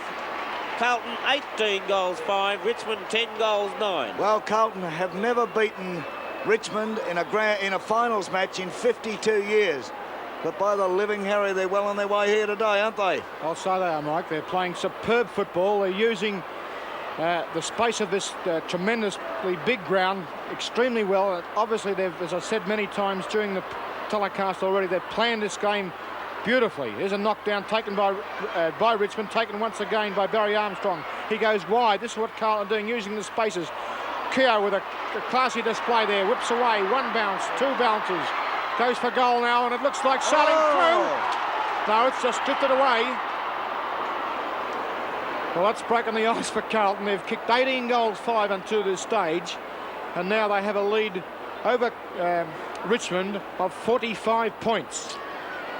Unbelievable. And we are 32.5 minutes. Gee, they're long quarters in the 72 Grand Final. Waiting for Dick Clay to kick out. 2's on Richmond were yesterday with the betting boys. 2's on. Up goes Kevin Hall in the centre there. Couldn't quite take it. Taken by Morris. Morris down towards centre half forward. Rex Hunter's there. Knocked away there by Vin White. He loses possession of it, but he's getting a free, and Royce Hart says, oh no. White's hurt. I hope it's not his ankle gone. He's calling for the trainer as Dool kicks to the wing position on the outer side of the ground, and the mark is taken there by Gallagher. Gallagher of Carlton swings around. Oh, he's in real trouble, Vin White. The kick now to the half-forward flank for the Blues. There's Robert Walls. He'll be paid it. There's a siren, and White's in real trouble. Siren for half-time with the scoreboard at the MCG reading Carlton 18-6, 114, Richmond 10-9, 69. But it looks as if Walls is going to take his kick. He's going to take his kick. He's kicked 3. Now Walls would be a good 65 yards out. It's on its way. Let's see, it's going to drop short. So repeating for you the halftime scoreboard, Carlton 18-6, 114, Richmond 10-9, 69.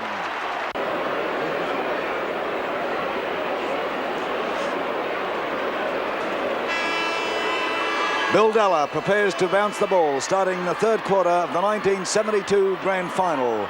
It's Carlton 18-6 to Richmond 10-9 as we open up the third quarter. And we notice that the triple Brownlow medalist Ian Stewart is on for Richmond. Ricky McLean, who started off at full forward, is off. For Carlton, Waite, who injured his ankle seconds before the halftime siren, is off. And Lucas is on. Changes in both teams. It's Carlton into attack. There's a long hand pass by Chandler. It goes over here towards Lucas, who's just come on. Lucas, a long kick down into the goal square. Nichols is behind. Couldn't quite take it. Nichols takes it now. 1 point. 1 point. Bobby Skilton, can you pick up any significant changes in the lineup for the Tigers? Well, Ian Stewart is... no, it's Sheedy in the centre of the... still playing in the centre. Haven't quite been able to pick up where Stewart is playing at the moment. Half-forward flank with Kevin Hall picking up, replacing the injured Vin White as the ball's taken by Adrian Gallagher. Gallagher's kick goes high in towards centre half-forward. Walls is there, and Walls a great mark. He's been a great player all day today. Robert then putting a little bit of an act, trying to get 15 yards. He's kicked 3 goals.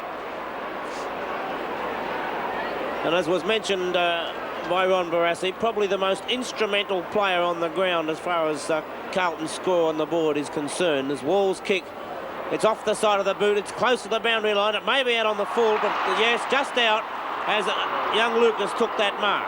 A 15-yard penalty being paid against Lucas for not throwing the ball back on the full. John Nichols coming back, indicating that I would say that the ball would have been out of bounds anyway. But nevertheless, umpire Bill Della's in control, and the kick will be taken by Wayne Walsh.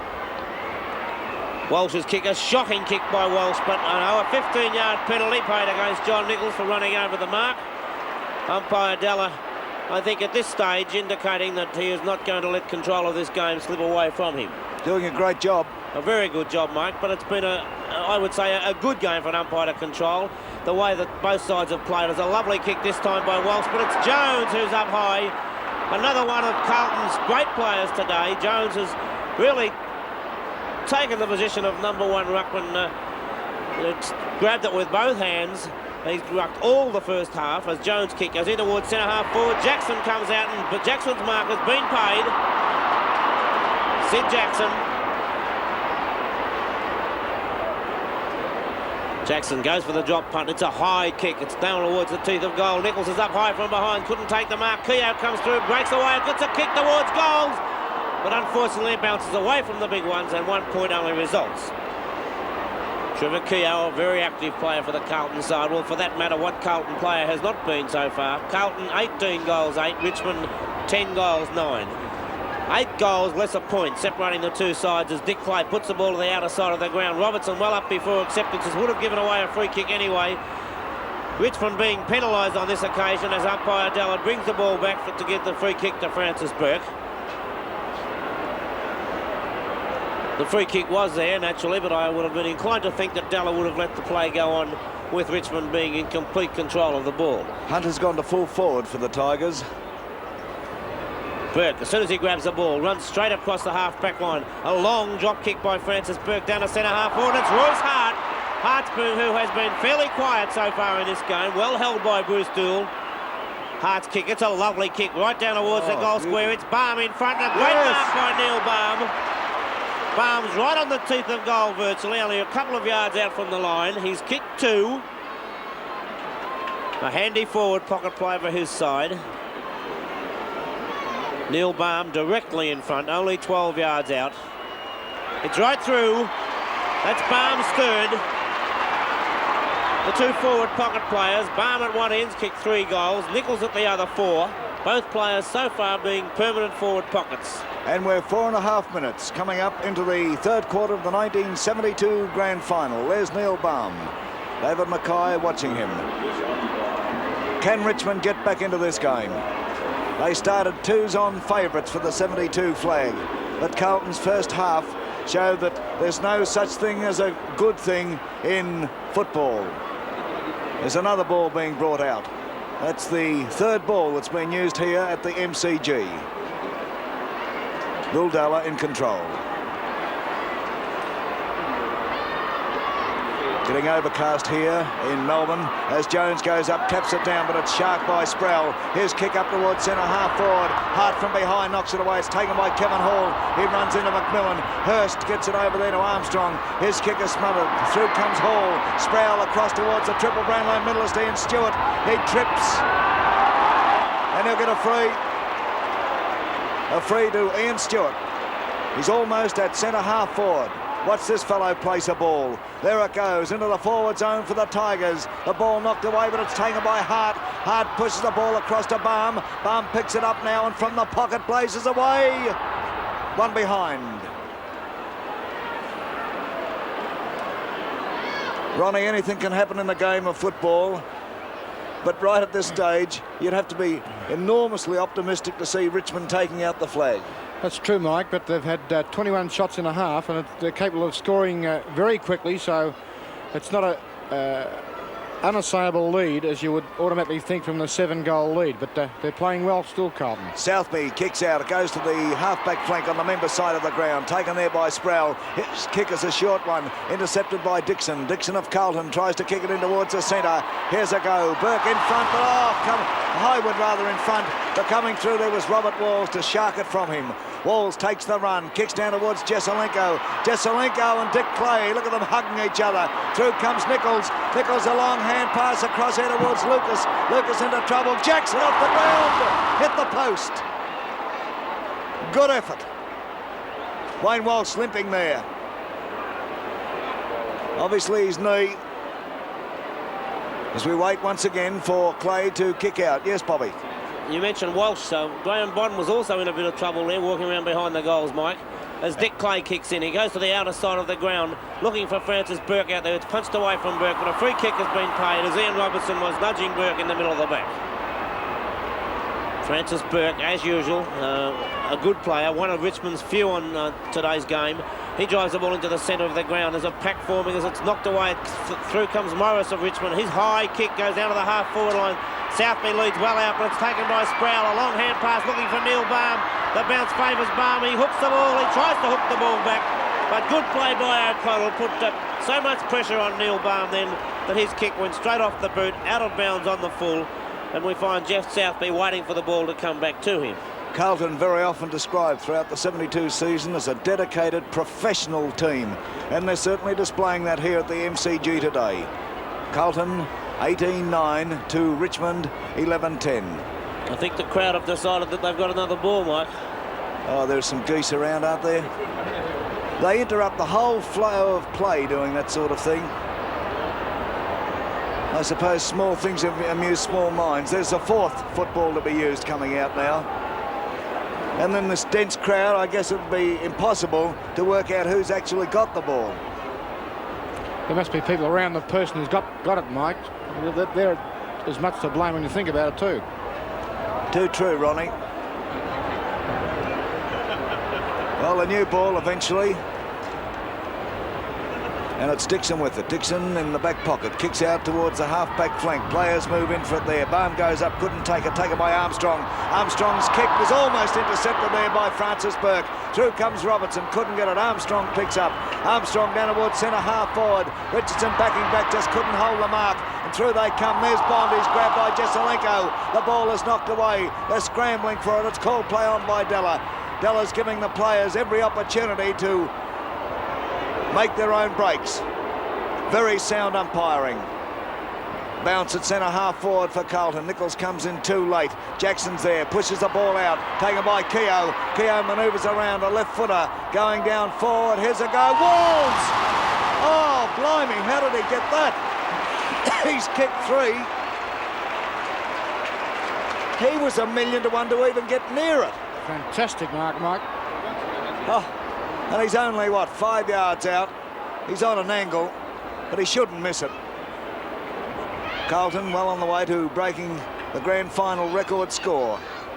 As Walls kicks through, and at the 9.5-minute mark into the third quarter, Jesselenko giving Walls some encouragement.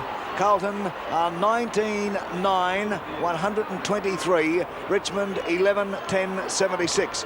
Incidentally, the record score for a grand final was created by Essendon in 1946 when they beat Melbourne 22-18. Was it, Ron? That's correct, Michael. 22-18. Well, we've got a long way to go in this game now. And Carlton are 19-9.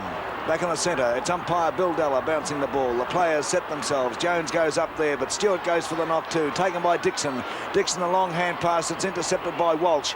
Walsh of Richmond kicks it right into the forward zone. Hunt has the chance. Drops the ball. Couldn't get his boot to it cleanly. They're fumbling. Baum off the ground. Puts it through. That's his 4th. His 2nd in this quarter. He's the only goal kicker for Richmond in this quarter. And Richmond look a little bit healthier at the 10.5-minute mark. Ron Barassi, let's hear a comment from you. Well, that's possibly the only move for Carlton which they made pre-game in their plan that hasn't quite come off, because Neil Baum has kicked 4 goals in the pocket against David McKay, but the rest of the team's done the job so well it hasn't really mattered. There's Sproul roving very well at the centre bounce. He gets his kick under pressure up towards Royce Hart. He's another player who... It's called play on. Well, that's an amazing one. It could have been touched near the kick. That's the only explanation I feel for that one. However, the play goes on as a free kick is given to Kevin Morris. He's been one of a few good Richmond players today, and he's got the kick now. A good 75 yards from goal. We'll put the ball in the square. It's a good kick. Dropping a little bit short. Up there is David McKay. Oh. That is unbelievable. Fantastic mark by David McKay. One of the best high marks in the league. He got the ride and kept the ball as well. That was a classic mark and probably the mark of the day so far. Here's Jones and McKellar. Jones doing a McKellar on McKellar, touching the ball away. No attempt to mark, and Peter Jones has been a big force for the Carlton side today, playing disciplined football, marking and rucking superbly. Here's Jones and McKellar once again. That's Jones again gets knocked down, but Spell intercepts. Is tackled by Armstrong. Lucas, the 19th man coming in, gets his kick under pressure up to the half-forward flank, where Highwood and Jackson duel. A free kick almost to Dixon. Dixon taps the ball on to Jackson. Doesn't come off. Richardson gets the kick up towards the centre half-forward position where Royce Hart maybe is there. Could get a free kick. Yes. Well, he's one man who perhaps could pull Richmond out of the hole, but Bruce Doyle has got a firm hold of this player so far. He'll kick this. Well, he'll need to. This is a tremendous pressure kick for Royce Hart. He's 50 yards from goal, 45-degree angle. Will be a good kick to get this through. Coming in now. It looks pretty good. It's drifting in beautifully. That's a goal. It's a captain's goal. If they go on from here, they may well look back at that goal by Royce Hart, whom you see in the screen, and say that was the turning point in the match. But we'll soon know. There's the score, 19-9 to Richmond, 13-10. That's his first goal for the match, Royce Hart. Just repeating that Carlton have not beaten Richmond in a final series since 1920, 52 years ago. Can Richmond get back into it after looking hopeless at half-time? There's Jones now of Carlton. A long hand pass goes across to Robertson. Robertson of Carlton down towards the forward pocket on that outer side. And as you can probably realise from your screens, it's getting very overcast in Melbourne. I don't know whether it will rain, just having a look at the sky. Oh, it could before the match is over. Nichols and McCullough go for the tap out. Nichols taps it down to Gallagher. Gallagher gets it around the neck. No doubt about that. Highwood's going crook. Well, you know where his neck is, son. And Gallagher would need a mighty kick to put this one through. He's a long way out. Have to kick it 60 yards. It's on its way. It's well offline. In fact, it's over the boundary line on the full in the forward pocket. And look at Gaggs. Not too happy with himself. Waiting for the ball to be returned. Bartlett will take the kick. Bartlett in the back pocket on the outer side of the ground, kicking from the Richmond end. It's on its way. Players move in for it there. Up they go. It's Richmond. Oh, Francis Burke just can't take his grabs cleanly. Picked up by Robertson. Over to Chandler. Chandler now breaking clear. Chandler down to the forward zone. The players fly. Keogh's in there. Nobody able to pick it up. Oh, Dixon. Yes, the kicking in danger rule. Umpire Bill Della demonstrating to Ray Boynage why he gave the free kick to Dixon. You saw it quite clearly. And the Richmond boys completely nonplussed at this stage. Dixon is 10 yards out, directly in front, kicking to the Richmond end. Oh, it's a shocker. He's put it out of bounds on the full. Oh, Bobby Skilton. Well, Dixon kicked a glorious goal in the first quarter, Mike, from almost the same position, but that was a shocking kick by Dixon. And as Walsh's kick goes well up the centre of the ground, Sheedy coming through over the top of the ball, can't get his hands out to it. Armstrong's there now, he can't gain possession, gets a push in the back, but it's called play on as Morris comes out with the ball for Richmond, drives it right over the centre of the ground.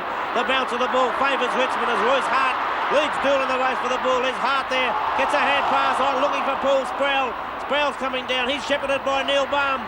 Sproul tries to hook the ball back, but unfortunately his kick goes straight over the boundary line on the full. Richmond just cannot take a trick. The ball coming back very quickly on this occasion. The wiser heads are prevailing down there at that moment. Jeff Southby now will put the ball back into play for the Carlton side. The ball travelling from one end of the ground to the other very quickly then for Richmond. As Southby's kick, it's a nice kick as usual. Goes down to the half-forward line. Jones is up high, couldn't take the mark. Gallagher grabs the ball, puts it back high over his shoulder. Sheedy there from behind. Almost a good mark by Sheedy. Could have nearly been paid. The ball's knocked over the boundary line and we'll find a throw in front of the members' stand on the half-forward flank for the Richmond side. It's McCullough and Jones. Jones gets a knock. It's taken by Armstrong. Armstrong gets a hand pass through to Gallagher. Gallagher hooks the ball back into the centre. All on his own as Robin Walls, the man of the match, you might say. Walls puts a short one into the centre of the ground. Finds Robertson. Robertson's there. He takes plenty of time. A glorious drop kick. Finds Nichols. John Nichols right down there. lovely drop kick by Ian Robertson, perfectly positioned. Nichols has kicked 4. I would be amazed if he does not bring up his 5th. He's a colossus. He has played the full game so far in the forward pocket. Peter Jones doing all the ruck work as Nichols lines the ball up. No doubt in the world about it. There's his 5th. His 5th and Carlton's 20th. Carlton 20 goals 9, Richmond 13 goals 10. Almost 7 goals once again, as each time Richmond draw a little bit closer, Carlton at the moment seem to have that little bit to be able to come back. It was a great piece of play then. It was a team effort. The Wolves made position at centre half forward, put the ball across to Robinson, and he topped it off, getting it down to Nichols. Coming up to 18 minutes into the third quarter. Barassi, take that smile from your face. Why should I, Mike? Well, here's Paul Hurst coming through, couldn't gain the run of the ball. Royce Hart is there, he's under tremendous pressure though, forced to go to his right foot, gets the ball up towards the half-forward flank, going across the pocket and out of bounds in front of the new stand, favouring the Richmond right pocket. Throw-in will take place now. Neil Barn, David Mackay. We haven't seen him contest very much in the ruck today. Adrian Gallagher comes through with the ball, under pressure, gets the hook kick over his shoulder, doesn't go far, but it gets out of danger. It may not even be 10 yards, but yes it is. It's designated 10 yards by the umpire, who paid the mark, so therefore that must be so. Here's O'Connell with the kick now. He'll take the chance to drive Richmond out of trouble. Armstrong with the kick from the pack. He's been a tremendous player today, Armstrong, and he's another player who's really killed him today. Robert Walls, he gets his kick over to Alex Zizelenko. Dick Clay slipped at the crucial moment, had no chance of recovering. And Alex Zizelenko will drive up to John Nichols with no doubt about this. It's a great kick. A big chance for Nichols here. Every time this duel is on, it's a tremendously interesting one because everyone's waiting to see how many goals Nichols can kick. Here's Lucas now, all on his own, picks out Sid Jackson. It's not looking good for Richmond now because they're cutting them to pieces, they right? are a bit, yes. Richmond seem to be panicking. They can't seem to take a trick and everything seems to be going against them. Here's Sid Jackson now, who's played quite a serviceable game so far. 20 yards out, slight angle, shouldn't miss this. Is not, right through the middle. And that's Carlton's 21st goal. They're getting closer to this record, which we spoke about before, of 22 goals, 18. They certainly must break that. And they're playing this game in a superb fashion. And the way Richmond is shaping up at the moment, you can't see them getting into a position of making a forcible comeback because they just haven't got enough players who are winning the ball. Here's the centre bounce now as we see McKellar. Jones once again, he's been a fantastic ruckman, winning many centre duels, gets the knock. It's a huge pack of players. Kevin Sheedy's in there, he's been a hard battler, but to no avail. Out comes Armstrong once again. The ball bounces over Walls' head. Barry Richardson let the ball go through for Bond. He goes for one bounce. The long run up to the pocket. David Mackay all on his own. Kevin Sheedy there, I think he realised he'd done the wrong thing and he went to apologise, just in case I think someone thought he might get reported. Kevin Sheedy's trying to stir up his side, I feel, using a Collingwood expression, stir up the stove, and it's just not working at this stage. McKay's kick up towards Stewart, two of them spoil it. Kevin Bartlett there with the ball, gets a free kick as we see him break away now onto the left foot, up towards the goal square. Barn, Mackay, a big pack of players, and it's Rex Hunt coming out with the ball. That's the second mark I think he's taken, Hunt. And this move to full forward will certainly be an improvement in the first half. He's taking the kick now. It's right to the middle. The kicking in this game has been tremendous. A great goal by Rex Hunt and one badly needed. Unfortunately for the Richmond side, every time they get a goal, the Carlton side answers almost immediately, so it's to no avail. So right now they've just scored one a moment ago. They'll need to go on with the job now and get 2 or 3 quick ones to give them the heart they need. 21.5 minutes into the third quarter of the 1972 Grand Final. Waiting for the ball to be returned to umpire Della. There's another one. That's the 5th ball, the 5th new ball. No, it's back, Mike. Well, they don't need the 5th new one. There's Tommy Hafey. You can see him there in the shirt. He's probably wondering what he can do.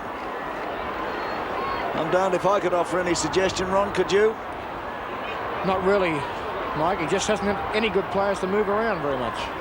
There's the bounce. Jones once again gets a knock. Taken by Keogh. Keogh shrunk to the ground. A free kick given to that player. A very valuable player today for his side. He goes wide to the flank where we see Walsh again away from his man.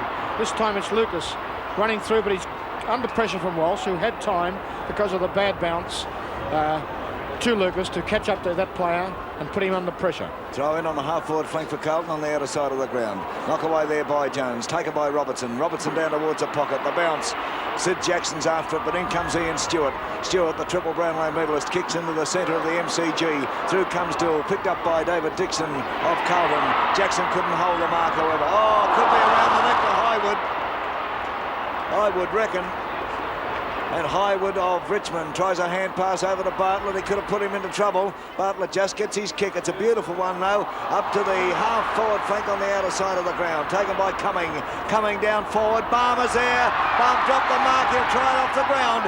But Southby very cleverly knocks the ball through for a deliberate behind. Very cleverly. Carlton at 21-9, 135. Richmond 14-11, 95.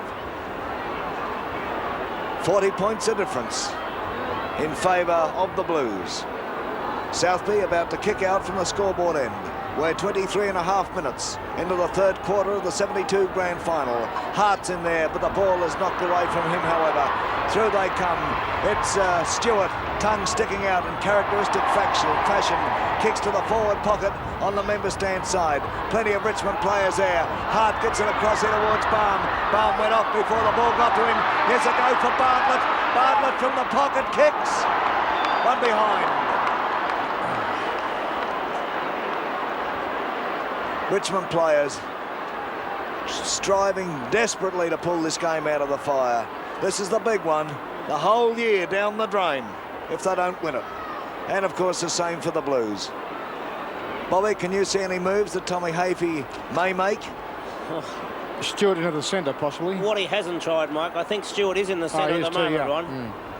What he hasn't tried, I really don't know what else he could do, but this time there's a typical example when you find a wingman the size of David Dixon marking uncontested from a fullback's kickoff. Dixon goes further around the centre wing position, looking for Walls. It comes through to Gallagher. Gallagher puts the ball high in towards centre half forward. Chandler from behind pulls in a screener, but the mark has been taken off Chandler as he pushed Walsh in the back. Wayne Walsh's kick. Not a particularly good one. It's a wobbly old kick. There's players everywhere around Royce Hart. Sproul runs into Bartlett. Bartlett swings the ball around, drives it down towards the goal square, looking for Rex Hunt, but there's Southby there with him. Southby knocks the ball on. Mackay takes the ball further across, gets Carlton out of trouble. It's a poor kick, but he's well backed up by his teammate in Jeff Southby. Southby's there over the ball, must get a free kick for holding the man. Jeff Southby, been a really good player. As we mentioned earlier, what Carlton player hasn't. Every player has done his job. The kick from Southby, it's a good kick, right into the centre of the ground. Jackson's almost a screamer up high over the pack. Armstrong, his kick smothered, it comes back to Keogh. Bartlett bursts through. Bartlett's been a good player this quarter for Richmond, trying to rally the side as Bartlett drives the ball down towards the goal square. Mackay was up high. It comes back towards Neil Balm. He walks onto the left foot, almost falls, gets the left foot to the ball. A great goal by Neil Balm, his fifth. Neil Balm has really done his job as far as Richmond are concerned. He's kicked five out of their 15 as they go to 15 goals, 12. Trailing Richmond now by 6 goals, or 5 goals, 3 really. Richmond. 26 minutes into the third quarter. Can it be done, Bob? Can Richmond win it? It can be done, Mike, but the odds are still against it. But nevertheless, they are closer than they've been for a long, long while. As Jones gets another knockout, it goes towards Lucas. McMillan comes in. It's Hurst of Carlton who comes in. He runs away towards the goals, but it gets it wide. Gallagher's out there all on his own. He has plenty of time. He steadies play up for Carlton at the moment, running around the boundary line. Now drives the ball in, looking for big John Nichols at the back of the pack. Boyness was up high. It comes down to Jezelenko. A hand pass across to Keogh. He's under pressure, but it looks like another goal. As Keogh kicks a glorious goal. His third. Incredible. Trevor Keogh puts it right through the centre. Again, edge Carlton further ahead as far as the scoreboard is concerned. Carlton go to 22 goals 9, Richmond 15 goals 12, and we've spoken about the highest score in a grand final. They're 10 points off it. Right? 9. That's right, Mike. 9 points off equaling it. Well, I'm not much good at arithmetic, Chimp, as you know. I didn't think you were, as umpire Dalla again bounces the ball. Jones and McKellar still the two ruckmen there. They've been there all day as Stewart grabs the ball. Can't get his foot to it, though. It comes back to Stewart. He's held a bit high. There's a pack of players there. And Stewart, you can see him appealing to Bill Dalla for the free kick, but Dalla decides to bounce it once again. A shocking bounce by Dalla. Up high there, it was Morris. It's taken by Hurst. He's under a lot of trouble. Doull gets the ball. Doull's kick goes straight through the centre of the ground. McKellar and Highwood spoil each other as Gallagher takes the ball away. Hooks it back, but he finds Barry Richardson. Now it's centre-half back for Richmond. When I say now, it was during the second quarter that Richardson went to centre-half back. Richardson's kick, it's not a good kick. It goes straight to Adrian Gallagher. When I say not a good kick, it was a shocking kick, coming away from defence, and Gallagher's left unattended. And now it's Armstrong who's unattended. He's there. Thought about going wide to his teammate in Robertson, but went back almost in the dead centre of the ground. A lovely kick by Armstrong, driving the ball right down. Nichols from behind knocks the ball on towards Walls. He kicks the ball off the ground, and it's right through the centre as Walls kicks his 5th goal. Gee. We've got Walls at centre-half forward with 5 goals. Jesselenko at full forward with 5 goals. Nichols in the forward pocket. He too has kicked 5 goals. And now Carlton are only 3 points off equaling the highest score in a grand final. Well, Richmond came back at one stage there. They were only 5 goals 3 behind. But now they're back to 7 goals 3. And Carlton answering every challenge. Richmond get 1, they get 2, and that's the way it's going. Jones taps it to Chandler. Chandler goes wide to the flank on the outside of the ground, and there the mark is taken by Robert Walls. What a magnificent game he's turned in. Nichols calling for the ball. It's going down forward. It's not a very long kick. Jackson goes up, but he's getting a free. Couldn't hold the mark, and that was the reason. McKellar's limping there, Mike. I think that his performance indicates that there is definitely something wrong with him. Not taking anything away from big Percy Jones, but McKellar has been limping a lot. Jackson, who's kicked one, is 30 yards out, directly in front. Puts boot to ball, and Carlton have broken the record. They've broken the record that stood since 1946. When Essendon defeated Melbourne in the grand final, 22-18. Carlton are 24-9, 153. Richmond 15-12, 102. And we're 30 minutes into the third quarter. Oh, look at those Carlton supporters. And you can hear Ron Barassi, the former coach of Carlton, in the background saying, "You beauty." Well, he might. But don't sell Richmond out. They'll battle this out. Up they go. McKellar gets a tap down, but look at that. It's Dixon who picks it up for Carlton. Down towards Robert Walls. The ball's knocked away. Gallagher comes in there. Bond is after him. Bond just can't get the grip of the ball. He's still trying. Well played, Graham Bond. As he picks it up, he tries a hand pass. Through they come. It's Bond once again in the back for Bond for mine. Little tangle there. Umpire Della sorting it out. And it's Bond's free kick. Bond is on the wing position on the member stand side. The kick going in towards centre-half forward for the Tigers. Up they go. Stewart is manhandled. No free kick. The ball picked up by Keogh. Keogh to the half-forward flank. Jackson, yes! And Jackson, very cool, knew what he was about. Took the mark on the half-forward flank on the member stand side. He's going to try and run around. He's going to run into trouble. Yes, he did. Highwood stopped him. And Jackson is still battling on, however. Dick Clay knocks the ball away. Nobody able to break clear with it. It's Chandler over to Jesselenko. And the Worm makes one of his very few mistakes in football. He stuck it over the boundary line on the full. Number 25. Dick Clay kicks from the half-back flank in towards the centre. Hart has the ball knocked away. Taken by Keogh. Keogh in towards centre-half forward, and Robert Walls. 2 bites of the old cherry, but it's his. Walls, he's a long way out. Good 60 yards. Sends it down. It's dropping on the edge of the goal square. A free kick. Goes Neil Baum. A free kick. You heard Ron Barassi. What for, Barassi? I was watching Neil Baum in the flight of the ball. Boyce was holding Nick by the hand and Nick couldn't get away. That's how it looked anyway. It might have been the other way around, but it looked very bad from... Nick might have been hanging on to him too, but anyhow, the umpire says it's John Nicholls' free kick. He's kicked 5. He's exactly 11 and a half yards out, directly in front, and he puts it through for his 6th, and Carlton's 25th. 32 minutes into the third quarter. Look at that. 25-9, 159 to 15-12, 102. An incredible performance from Carlton. I've got to say it again, they haven't beaten Richmond in a finals game for 52 years. But boy, when they turn the tables, they don't mess around, do they? Back in the centre, Della bounces the ball, Jones goes there, but Stewart in the centre doing the ruck work as well. It's Baum over to Bartlett, and there's a bit of a punch up in the centre between Dixon and Sheedy. It's on.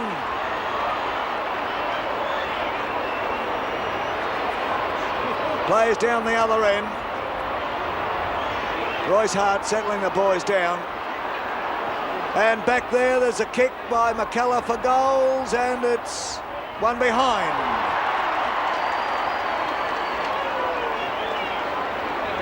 Craig McKellar, who played magnificently in their previous meeting, has really not had the best of days. Southby, great player, kicks off from the scoreboard end to the half-back flank on the member stand side. Up goes Neil Baum as he battled all day. Sproul loses possession of the ball, taken by Chandler. Chandler's hand pass is intercepted by Bartlett. Here's a chance for Bartlett from the pocket, but he's missed. It's a behind. Bartlett appealing for the free kick, but umpire Dallas says, not on your life, boy. 25-9 to 15-14. Coming up to three-quarter time. Waiting for Jeff Southby to kick out. Southby from the scoreboard end. He's going to come along the member stand flank. Another beautiful kick from Southby. Players move into position there. Up goes McMillan. McMillan of Richmond kicks across the face of goals. O'Connell and Cumming go for it. Cummings in the box seat, but he's met by Southby. Cumming still going. Cleverly taps it over to Rex Hunt. Hunt from an impossible angle kicks. Another behind. Richmond striving valiantly to get out of this. There's a Carlton player down there, Bob. Who is it? Dixon. Mike, it's interesting to note that Richmond had only had 4 less shots than Carlton. It just shows the difference in the standard of play between the two sides. Oh, look at that. A little short one from Southby to Dool. And Dixon looks very groggy as the ball is kicked towards Jones. And there's the siren ending the third quarter. And Jones reckons it's all over the way. He's held his hands up there. Three-quarter time scoreboard in the 1972 Grand Final. Carlton 25-9, 159. Richmond 15-15, 105. The last quarter of the 1972 Grand Final at the MCG. Carlton and Richmond.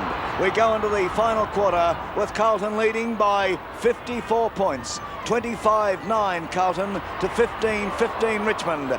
Richmond started this match odds-on favourites to take out the 72 flag, but Carlton are playing magnificently. The Tigers stirred up now by Kevin Sheedy. He gets it across to Bartlett. Bartlett down to the forward pocket. Cumming is backing back there. O'Connell knocks the ball away. A chance for McMillan. McMillan over towards Cumming. A hand pass here by Baum over to Barry Richardson. Into an open goal. It's there. Can Richmond get back? Can they? McMillan is off, McKellar is off. McKellar is off, and the whale, Brian Roberts, is on. Well, Ron Barassi, you pointed out midway through the third quarter, you thought Craig McKellar was injured. Apparently so. Yes, Mike, and we see the big whale coming on now. Ex-South Australian, Western Australian, and about 16.5 stone. He hasn't played a full game for some time, so this won't matter because he's only got a quarter to play. There's Sid Jackson, been a great player. So is Paul Spell, who gets the kick for Richmond. Could be a free kick here, given to McMillan. And they certainly need every kick they can get. They've got a tremendous leeway to make up, but Richmond are a tremendously fit side, so we'll see what happens. There's the punch down from McKay, going towards Keogh, being a great player today. He drives out to the wing position where Carlton again using the space as a punch across here by Dool. A great piece of work by Dool. took punishment doing so, tapped on by Walls, the best man on the ground so far, to Jackson. He's down to Big Nick. Big Nick almost got a push in the back, but it comes through towards Highwood. He's in trouble because he's tackled by Gallagher. He's under pressure and bundled over the line, and could be a free kick. Yes, the umpire has picked out the free kick to Highwood. And Nichols guarding the mark, not even inside the ground. That's how keen Big John Nichols is. He's put in a superb performance himself today as Highwood kicks now to the half-back flank. Walls is in there, goes for the mark, goes to ground. Walsh, hand pass across to Bartlett. Players have been instructed, obviously, to handball to Bartlett, who's drifting around the ground, playing a great game. Coming through there, Southby relieves the pressure with the left foot up towards centre, where Dixon almost takes the mark. Spilled, Bond there, the racer. He's got tons of space to go for a bounce, tons of pace, tons of space, goes for the kick. Not a good kick. Balm has the ball knocked away from him. Comes to Sheedy, the back pocket. Can he get a goal? Knocked over beautifully by Balm. A goal to Richmond there. Fantastic piece of work by Neil Balm. He's been a great player for Richmond today.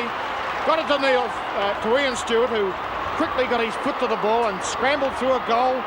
Richmond second inside about 55 seconds, I would say. Mike, how's the time? Not that long? We're 3 minutes actually, Ron, into the final quarter of the 72 Grand Final, and Richmond started off with a deficit of 54 points in the final quarter, but they're picking up now. Can they go on with it? Carlton, they don't want to relax, or the flag won't be theirs. The flag that looked so surely theirs at three-quarter time. Here's Francis Burke picking up. Burke going for a run. It's a beautiful kick out towards the flank position on the outer side. You saw Sheedy held in by Dool. Dool tries a long hand pass over towards Dixon. Good play. Dixon with plenty of space in front of him. Puts his boot in, but it won't come off, however. Hart threw himself at the ball but got into trouble, but he recovers magnificently as a champion does. His kick over the centre towards centre half forward, and McMillan has taken the mark. McMillan plays on immediately. Here's a go, but a mark to Mackay of Carlton. Mackay of Carlton now over the centre, up towards centre half forward for the Blues. Jackson in front, the whale knocks the ball away. Too big and strong, taken by Armstrong. Armstrong up to the forward zone. Up goes Boyne, it's very high, but it's sharked by Gallagher. Gallagher across towards the worm. Jesselenko, it's his. Jesselenko's kick. He's got 5 on the board, and he is no more than 35 yards out, directly in front. Number 25, what a player. The ball being returned to Jesselenko. Very cool and calm about the whole business. Jesselenko, 35 yards out, directly in front, kicking up to the scoreboard end. Lining them up, really going for the doctor.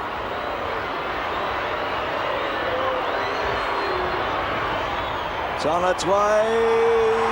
It's a goal. That's his 6th. And Carlton momentarily steadying the on-flow of goals from Richmond. Bobby Skilton. Well, what can you say, Mike, that the scoreboard doesn't? 26 goals, 9 Carlton. Richmond 17 goals, 15. 5 minutes into the final quarter of the 72 Grand Final. Each time that Richmond come back, as has been the way all day, each time that Richmond look as though they're going to come back, you'll find Carlton steadying and, equaling the score, and in many cases coming back with 2. As again, Jones gets a knock. He's been a great player all day. It comes through to Keogh using his pace. Keogh hooks the ball back. The bounce of the ball beats both Walsh and Lucas. The ball coming through to Highwood. Highwood's there. He's got plenty of time to steady. His kick, though, is a poor one off the side of the boot. Big Jones is up high, and Jones it is who takes the mark. One of Carlton's real stars today, Peter Jones, has not gone off the ball at any stage so far in this game.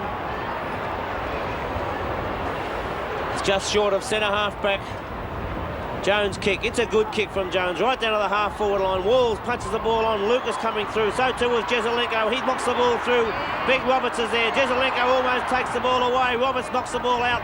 It's taken by Clay. His left foot goes high. Up high was Neil Chandler. It comes through to McMillan. He's under pressure. Gets a hand pass through to Walsh. Walsh runs around. He beats Chandler on this occasion. Walsh's kick goes off the side of the boot, straight into the centre. We find Stewart. playing it full forward, and he's riding the centre of the ground with Southby. Stewart's kick goes wide, the bounce of the ball goes straight back and beats Richmond. It's taken by Kevin Hall. He bursts through. A poor kick by Hall. Good play by Southby. It's knocked towards Hart though.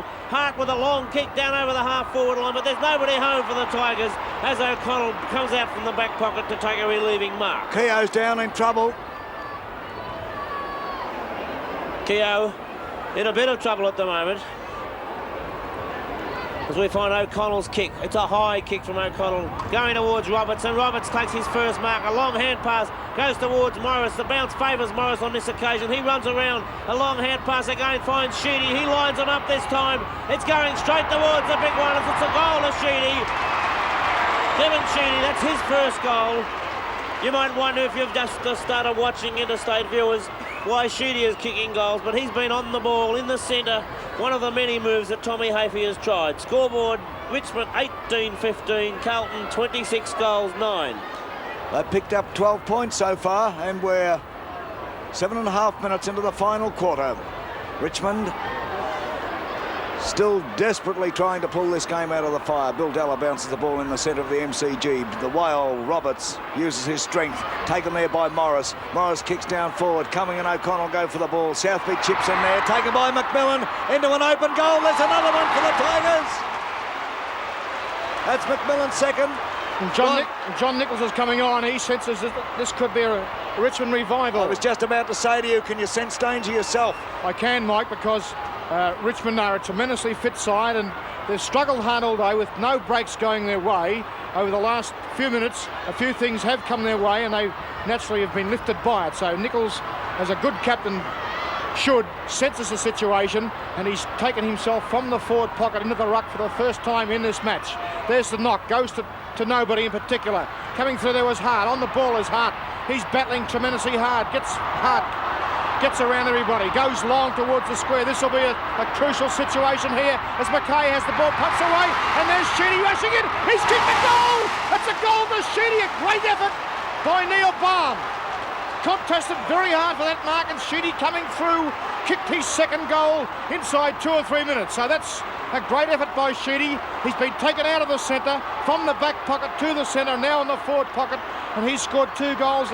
I suppose he hasn't scored a goal for about 3 years. 9 minutes into the final quarter. When you remember that Richmond started off 54 points down, and now they're only 30 points down.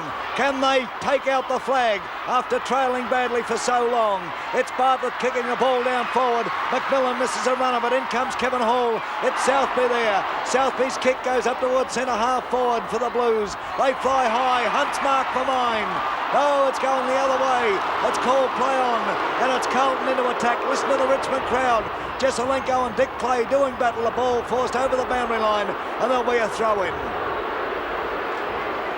John Nichols speaking to the runner, sending a message to somebody. We wait for the ball to be thrown in. Midway between the half-forward flank and forward pocket for Carlton on the outer side of the ground. The Blues kicking up to the scoreboard end. The throw-in takes place. Jones and Roberts. Jones using... or Roberts rather using his strength, gets it out. It's taken by Sproul. Sproul into the centre, and Barry Richardson is marked. Richardson, Nick on the mark. John Nichols. Richardson's kick goes towards the flank on the outer side of the ground. Sheedy and Dool doing battle, and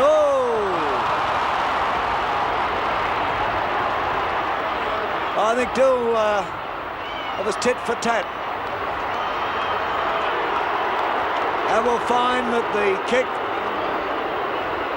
will be going Carlton's way by the look of it. Be taken by Dool. They didn't fancy that sort of treatment, apparently.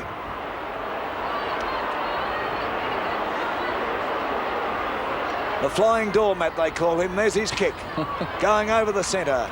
Up towards the flank position on the outer side of the ground. Hunt, a hand pass over to Francis Burke. Burke towards centre half forward. But again we find Carlton in the way, this time in the person of Kevin Hall. Hall at the true centre half-back position. Goes wide to the wing on the outer side of the ground. Here's a go. Sproul is there, but the ball is knocked away from him. Picked up by Roberts. Roberts goes to punch it, changes his mind, eventually does so over to Bartlett.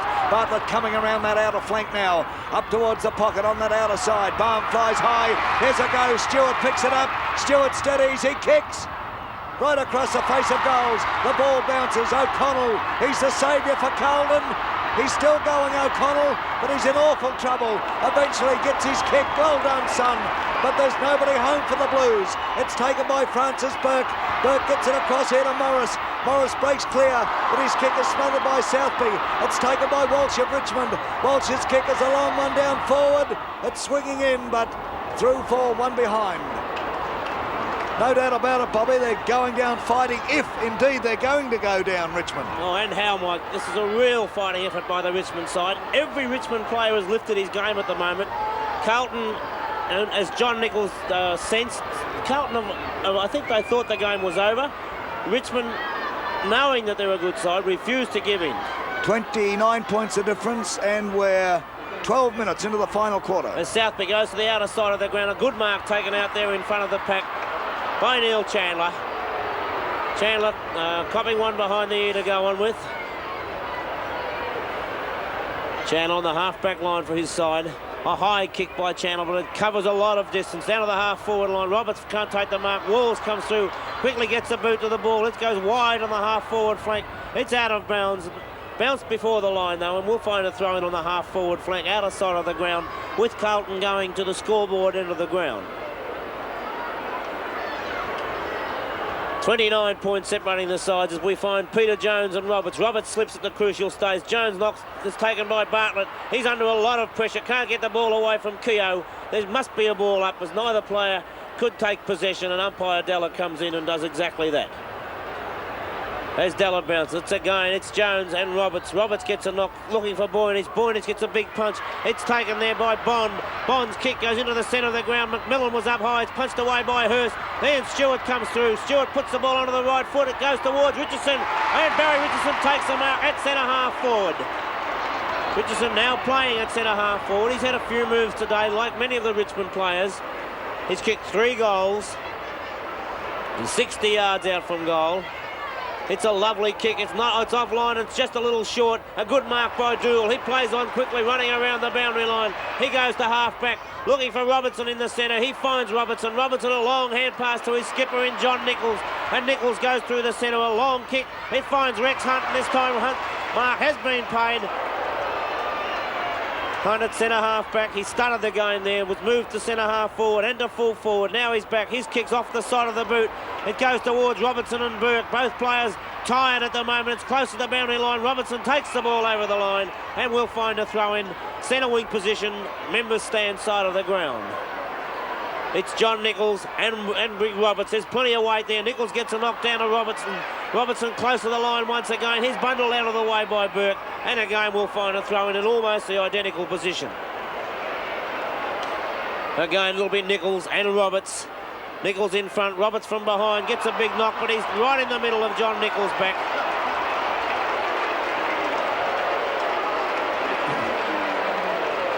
John Nichols taking plenty of time, allowing his side to settle down. We're 15 minutes into this final quarter.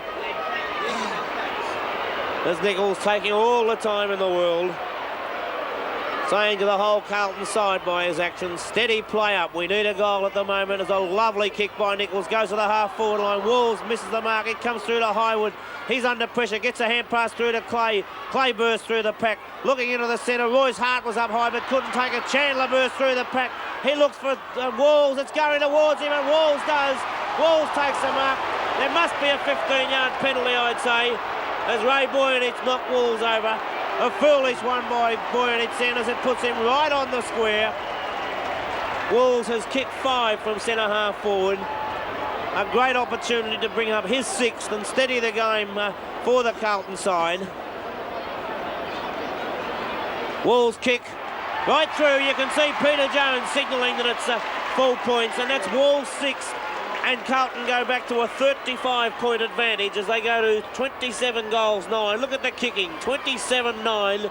Richmond 20 goals 16, 36 shots each, and yet there's 35 points separating the two sides. And it was mentioned by Ron Barassi, this is, indicative of the difference in class between the two sides. We're going to find Gary Crane coming on as Crane's running around the boundary, getting ready to come on. Bill Della There's Gary Crane. It looks like Gallagher being spoken to. 16 and a half minutes into the final quarter of the 72 Grand Final. Bartlett trying to come through with it. Couldn't get away. Hurst picking the ball up, handing it back to Bill Della. The bounce. A little into Richmond's territory, but the bounce brings it back right into the centre. You can see the circle there as Francis Burke comes out with the ball, and looks like Bill Della will bounce it once again. 35 points of difference, right, Bobby? That's right, Mike. There they go. Hurst gets up high. Had plenty of opposition, though. Keogh almost had it, but taken by David Dixon. Dixon a long kicked into the forward zone for the Blues. Jesselenko's there. He's smothered, however. Robert Walls takes it. Walls down forward. Jones knocks the ball away. Here's Jackson after it. He's got opposition. Highwood gets bowled over. Through comes Walsh. Walsh of Richmond pushing the ball in front of him. He's got possession. Oh, he's unloaded. He's unloaded. And Walsh's free kick. A hand pass over to Burke. Burke from the half-back flank on the member stand side. Kicks towards centre half forward. They fly high. Stewart has the ball knocked away by Southby. Cumming gets it to Morris. Morris a long hand pass to Sheedy. Sheedy a short one. He's popped it through. Back to 29 points of difference. That's Sheedy's third in this quarter. And we are at the 17 and a half minute mark into the final quarter of the 72 Grand Final. Barras. It's tremendous, Mike, as Richmond have fought back wonderfully well, because they looked aside, gone at half-time, the same at three-quarter time, but they've put in an enormous effort, which has been particularly hard to do because they've had no players virtually in form. But every player has lifted himself up by the bootstraps today as John Nichols gets the big centre bounce knock. It goes toward Bond, who will go for a burn here, no worries at all. A hand pass across here to the three-goal man, but it didn't come off because it wasn't a good hand pass by Bond towards Sheedy. The kick comes towards Sid Jackson. He's been a good player for Carlton today. Balks around his opponent. Will drive now up towards the square as Percy Jones is in the box seat, but it comes to Highwood, who hand passes. Has it snatched away by Jesselenko. 7 goals. That's what they call a perfect interception. 18 and a half minutes into the final quarter. That's again the answer that Carlton has brought out as Gary Crane comes on. And there's the score. Carlton 28 goals 9 to Richmond 21 goals 16, and Jesselenko's 7th goal, I think, puts him up amongst the equal record breakers for a grand final. I think he joins about 5 or 6 players, so I think everybody in the stadium, if they knew this fact, and I'm sure a lot do, would like to see Jesselenko get 8 and break the record. Wonderful football from Carlton, but the Tigers, they'll still be in there fighting to the final siren. They still have hopes of winning it. Don't kid yourself about that. Waltz down to the half-forward flank on the outer side. Bill comes out on top. Over to Dixon. Desperate tackling from Sheedy. Look at this. Well played, Richmond. A hand pass to Morris. Morris to Bartlett. Bartlett down forward. Mackay is running back, and he takes a safe mark in defence. David Mackay of Carlton. He'll go along the outer flank.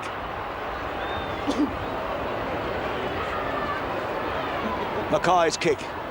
Going deep to the flank position on that outer side. They fly high. It's taken by Gallagher almost, but it's Bartlett coming out on top. The umpire's whistle is gone, and a free kick going Carlton's way.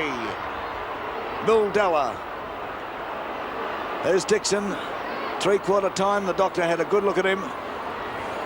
I don't think he's feeling too happy at the moment, but in about 10 minutes' time he might be feeling a lot happier than he is right now. Will Carlton hang on to take out the flag as Dixon kicks? His kick goes in towards the centre of the MCG. Lucas couldn't hold it. Through they come. Armstrong is there. The ball picked up by Roberts of Richmond towards centre half forward. And the mark taken by Kevin Hall of the Blues in defence. Hall at centre half back, about to drive Richmond out. Richmond still struggling. The do-or-die effort as we watch Hall. Hall's kick goes to the wing position on the outer side. Up goes Royce Hart, and a captain's mark taken by the great Richmond champion. His boots come off, but he kicks without the boot. Down towards the pocket on that outer side. Southby knocks the ball away. Through comes McMillan. Couldn't get the run of it. Hurst is there. Hurst comes out with the ball. Well, what's the umpire going to do? He's going to bounce it. A bounce midway between the forward pocket and half-forward flank on the outer side for the Tigers. There's the big knock away. It goes to Bartlett. He's roving well. Bartlett swings it around towards the goal square. Here's a go. Sheedy. He could be paid it. Yes, he will. He'll be paid it. He's kicked three in this final quarter, and this could be his 4th coming up. He is only 15 yards out directly in front at the 21-minute, or coming up to the 21.5-minute mark into the final quarter. Sheedy couldn't see him missing it. There it goes. Oh, good God, he has. Well, there you are, Bobby. I must have joned him, and I apologise for that, but I honestly couldn't see him missing it. Well, I couldn't either, Mike, because Sheedy's normally a reliable kick, but when you kick a drop punt, you take a bit of a chance. Unless you drop it completely right, he can go straight off the boot, as that one did. 34 points now separating the two sides. Jeff Southby again lining up to go towards the outer side of the ground. It's a high kick, not a good kick in comparison to the normal Southby kicks, but it's punched clear of the pack and it goes over the line, and we'll find a throw-in on the half-back flank outer side of the ground. It's Jones and Roberts. Roberts was up high. Jones naturally would be tired as Bartlett's kick smothered by Doyle, gets a hand pass back to Armstrong. Armstrong now goes into the centre of the ground. There's Robert Wolves. Wolves bursts through, gets a hand pass across to Gary Crane. Crane grabs hold of the ball. His kick smothered. It's taken by Wayne Walsh. He comes through to the centre of the ground. A long kick down to the half-forward line. Almost a good mark to Kevin Hall, but as the players go on, it's Armstrong who grabs it, puts it wide. It's all Richmond's. We find Royce Hart there. Hart walks back. A long kick by Hart goes down towards the forward pocket. Balm comes out, almost a mark. It's now taken by Southby. Southby steadies play up with a long hand pass. It goes straight though. It's Sproul who grabs it, puts it back into the goal square. Up high was Sheedy, but couldn't take the mark. It comes through to Ian Stewart. He dives over the ball. So too does Hurst. McConnell kicks the ball off the ground, but already just as well the whistle had gone. Had blown the whistle to indicate that he was going to bounce the ball. 23 minutes into the final quarter. The bounce of the ball about to take place. You can see where it is. Only yards out from the Richmond goal. There goes Brian Roberts, taps the ball down. It's picked up by Ian Stewart. He swings around, he kicks, but he's hooked it around far too much, and it's out of bounds on the full. David Mackay will take the resultant kick. Mackay, number 43 for Carlton. Carlton look like going on to the 72 premiership. And what a night there'll be tonight. A hot time in the old town. Here comes Mackay. Mackay's kick.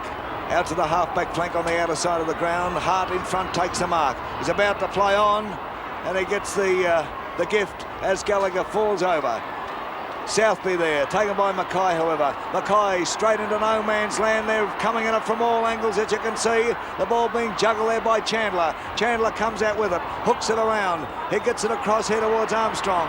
Armstrong to the centre half-forward position. Jesselenko is completely surrounded.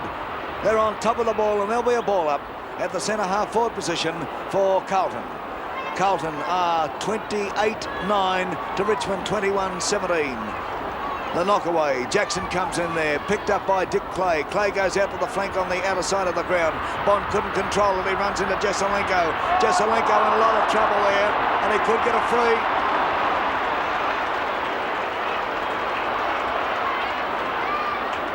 Look at this. Temper's getting a little frayed out there. As Jesselenko, he's a long way out. He'd have to kick this 80 yards to put it through. He's kicked 7.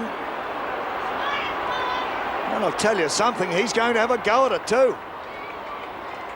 It'll be a mammoth kick if he does put it through. Up it comes.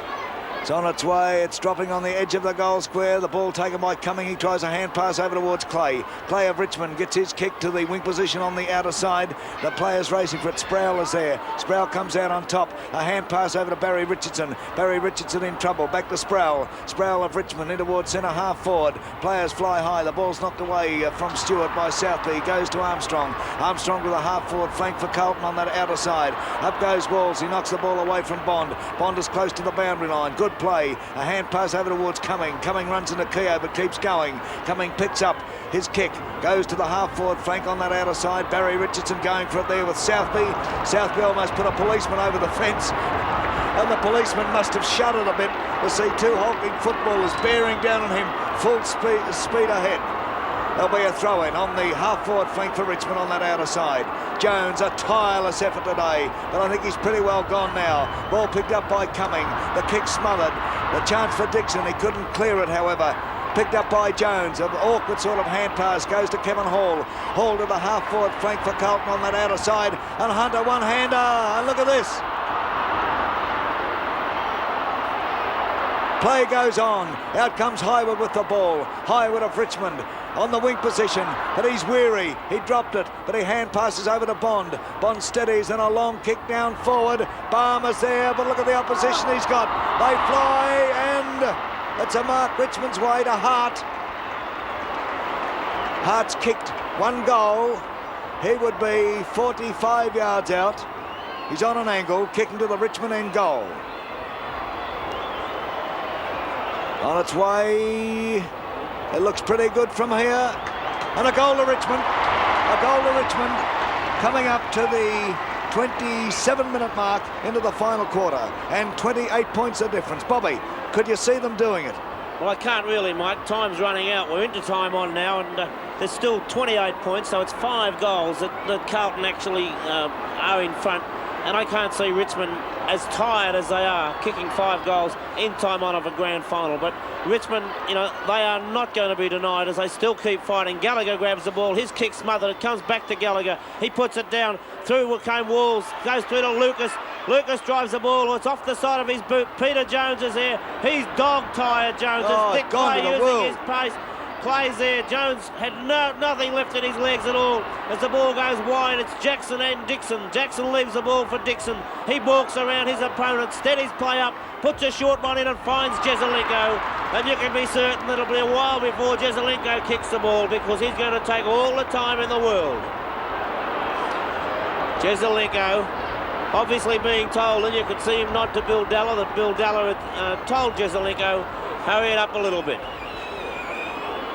Jesaulenko's kick, it's a lovely kick from Jesaulenko, right down to the pocket. The pack fly in front was Boyanich, and it's Boyanich who takes the mark. He plays on quickly with a hand pass, finds Bartlett. Bartlett steadies play up and drives the ball further around, but it finds Dixon. He has the ball knocked away, gets one to go on with. Chandler gets a hand passes back to Dixon. He left foots the ball down.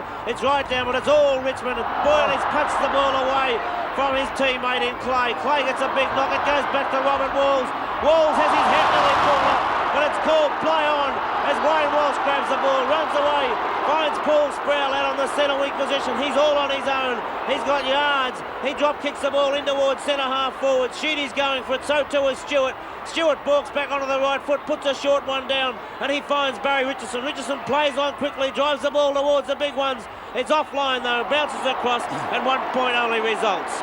29 minutes into the final quarter of the 72 grand final, and Carlton look pretty certain to beat Richmond in a final series for the first time in 52 years. Boy, oh boy, look at that scoreboard, 28-9 to Richmond, 22-18. Richmond have equalled the previous highest grand final score, Mike. Well, there you are, and they've struck a better team on the day in Carlton. Great credit goes to both sides. It's been a cleanly fought game, and there's the big whale, Roberts. Too tall for John Nichols, taking the mark. Over to Bartlett it goes. Bartlett showing intelligence, making position. Bartlett down into the forward zone. Barmer's completely swamped then. A chance for Kevin Hall. He pushes the ball in front of him. The players are so tired. Picked up by O'Connell. O'Connell now to the half-back flank on the member stand side. And Francis Burke has given away a free kick. Crane to take it. Crane on the half-back flank on the member stand side. A tremendous effort. Look, the scoreboard tells the story. What a great effort. Richmond 22-18. It would have won any other grand final that you could possibly think of except this one, because Carlton are 28-9. A wrestle on the ground there. Don't get too hot now, fellas. We wait for umpire Bill Dalla. We've got to give him a rap too. Great job. He bounces the ball in the centre. Up they go. Nichols is there, taps the ball down. It's taken by Bartlett. Kevin Bartlett to the half-forward flank on the member stand side, but O'Connell stands firm and takes the mark. O'Connell of Carlton limping. Players, they must be dog-tired out there. There's a siren! Siren! Carlton have won it! Carlton have won it! And they're going mad here at the MCG. The Blues have won it, and the final scoreboard reads Carlton 28-9, 177. Richmond 22-18, 150. Well, this is a most incredible sight. Most incredible sight that you could see at the Melbourne Cricket Ground. There's Father Brelia, Carlton's parish priest, I'm sure. There's Jesaulenko. giving the European hug and kiss to his captain and coach, John Nichols.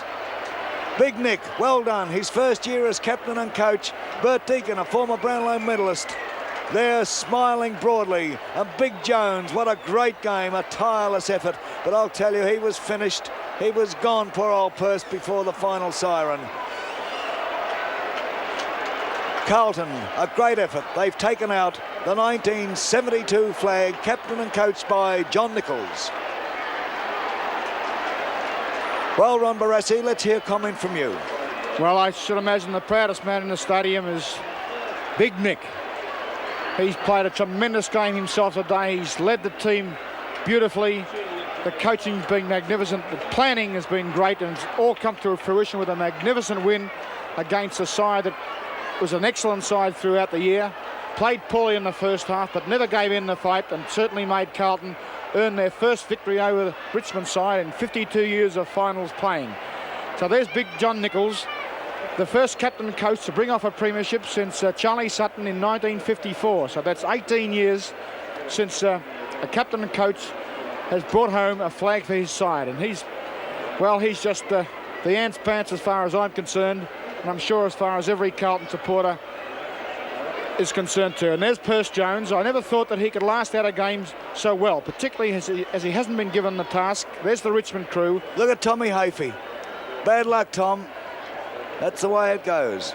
Well, Tom has never been in this position before of losing a grand final. He's tried for 3 and won 2 before this. It's his first loss, so he'll be copping it pretty hard. The Carlton team now going up to receive the VFL Cup. Tommy Hafey, Ricky McLean saying sorry. They're dejected. They went into this odds-on favourites, but it wasn't to be. His Excellency, the Governor of Victoria, Sir Owen Delacombe, will present the cup to the Carlton players. We presume that's how it's supposed to be. Sir Owen Delacombe, by the way, is an ardent Richmond supporter.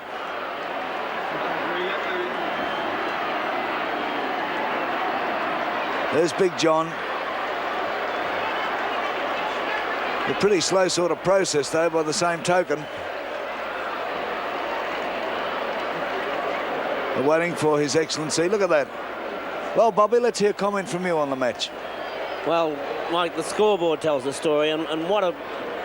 There it is, 28 goals 9, Richmond 22 goals 18, and that 22 goals 18, as we mentioned, equals the highest score ever in a grand final, which previously was by Essendon.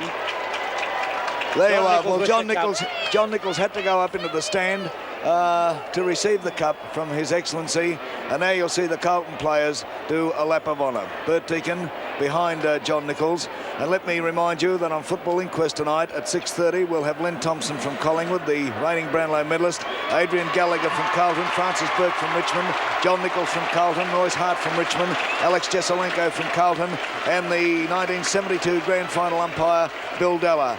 Oh, what a night it's going to be. Followed at 7 o'clock on the big replay, on 7 at 7, the entire 1972 grand final. Well, there's Big Nick.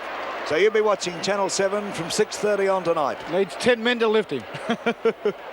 Yes, I wouldn't like to be under there carrying Big Nick. I think it's little Sid too. Oh, gee, he's a game man. I must say this about Tommy Hafey, and I say this from personal knowledge. I don't think any guy has ever worked harder for a premiership than Tom.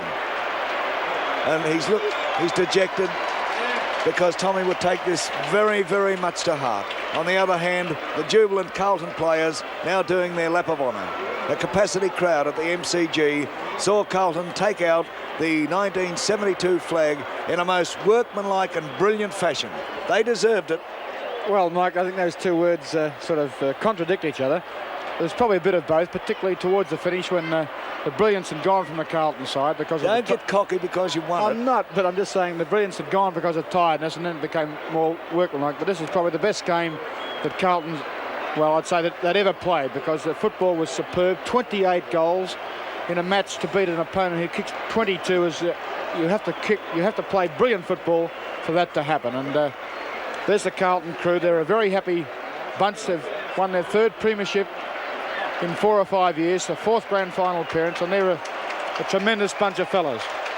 Kevin Hall taking it. Percy Jones, a great game, probably the best game he's ever played for the Blues in his whole career, which spans, I think, 8 years now.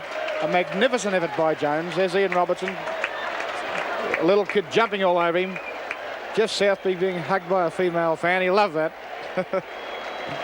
Well, there they are. That's tremendous.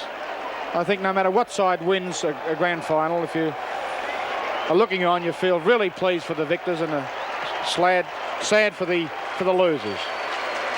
But unfortunately, in this game of football, there has to be one of each. Sydney. There's little Sid. Bert Deacon, George Harris. Gorgeous George, look. I knew he'd finish up with it. The King Rat's got the cup. I knew he'd finish up with it. Look at George trying to face to the television cameras too. Well, Ronnie, the trip overseas is going to be a ripper now. It'll be a beauty. Oh. I think I should have delayed the north bit till after the trip. Yes, you should have. No, not really. Well, that's the way Great it effort goes. by Carlton. Well, that's a finish here at the MCG. It's been a wonderful season. We've been glad to have your support on Channel 7. And repeating for your Football Inquest at 6:30 tonight, and at 7 o'clock the entire 1972 Grand Final on the big replay. The final scoreboard reads Carlton 28-9-177, Richmond 22-18-150.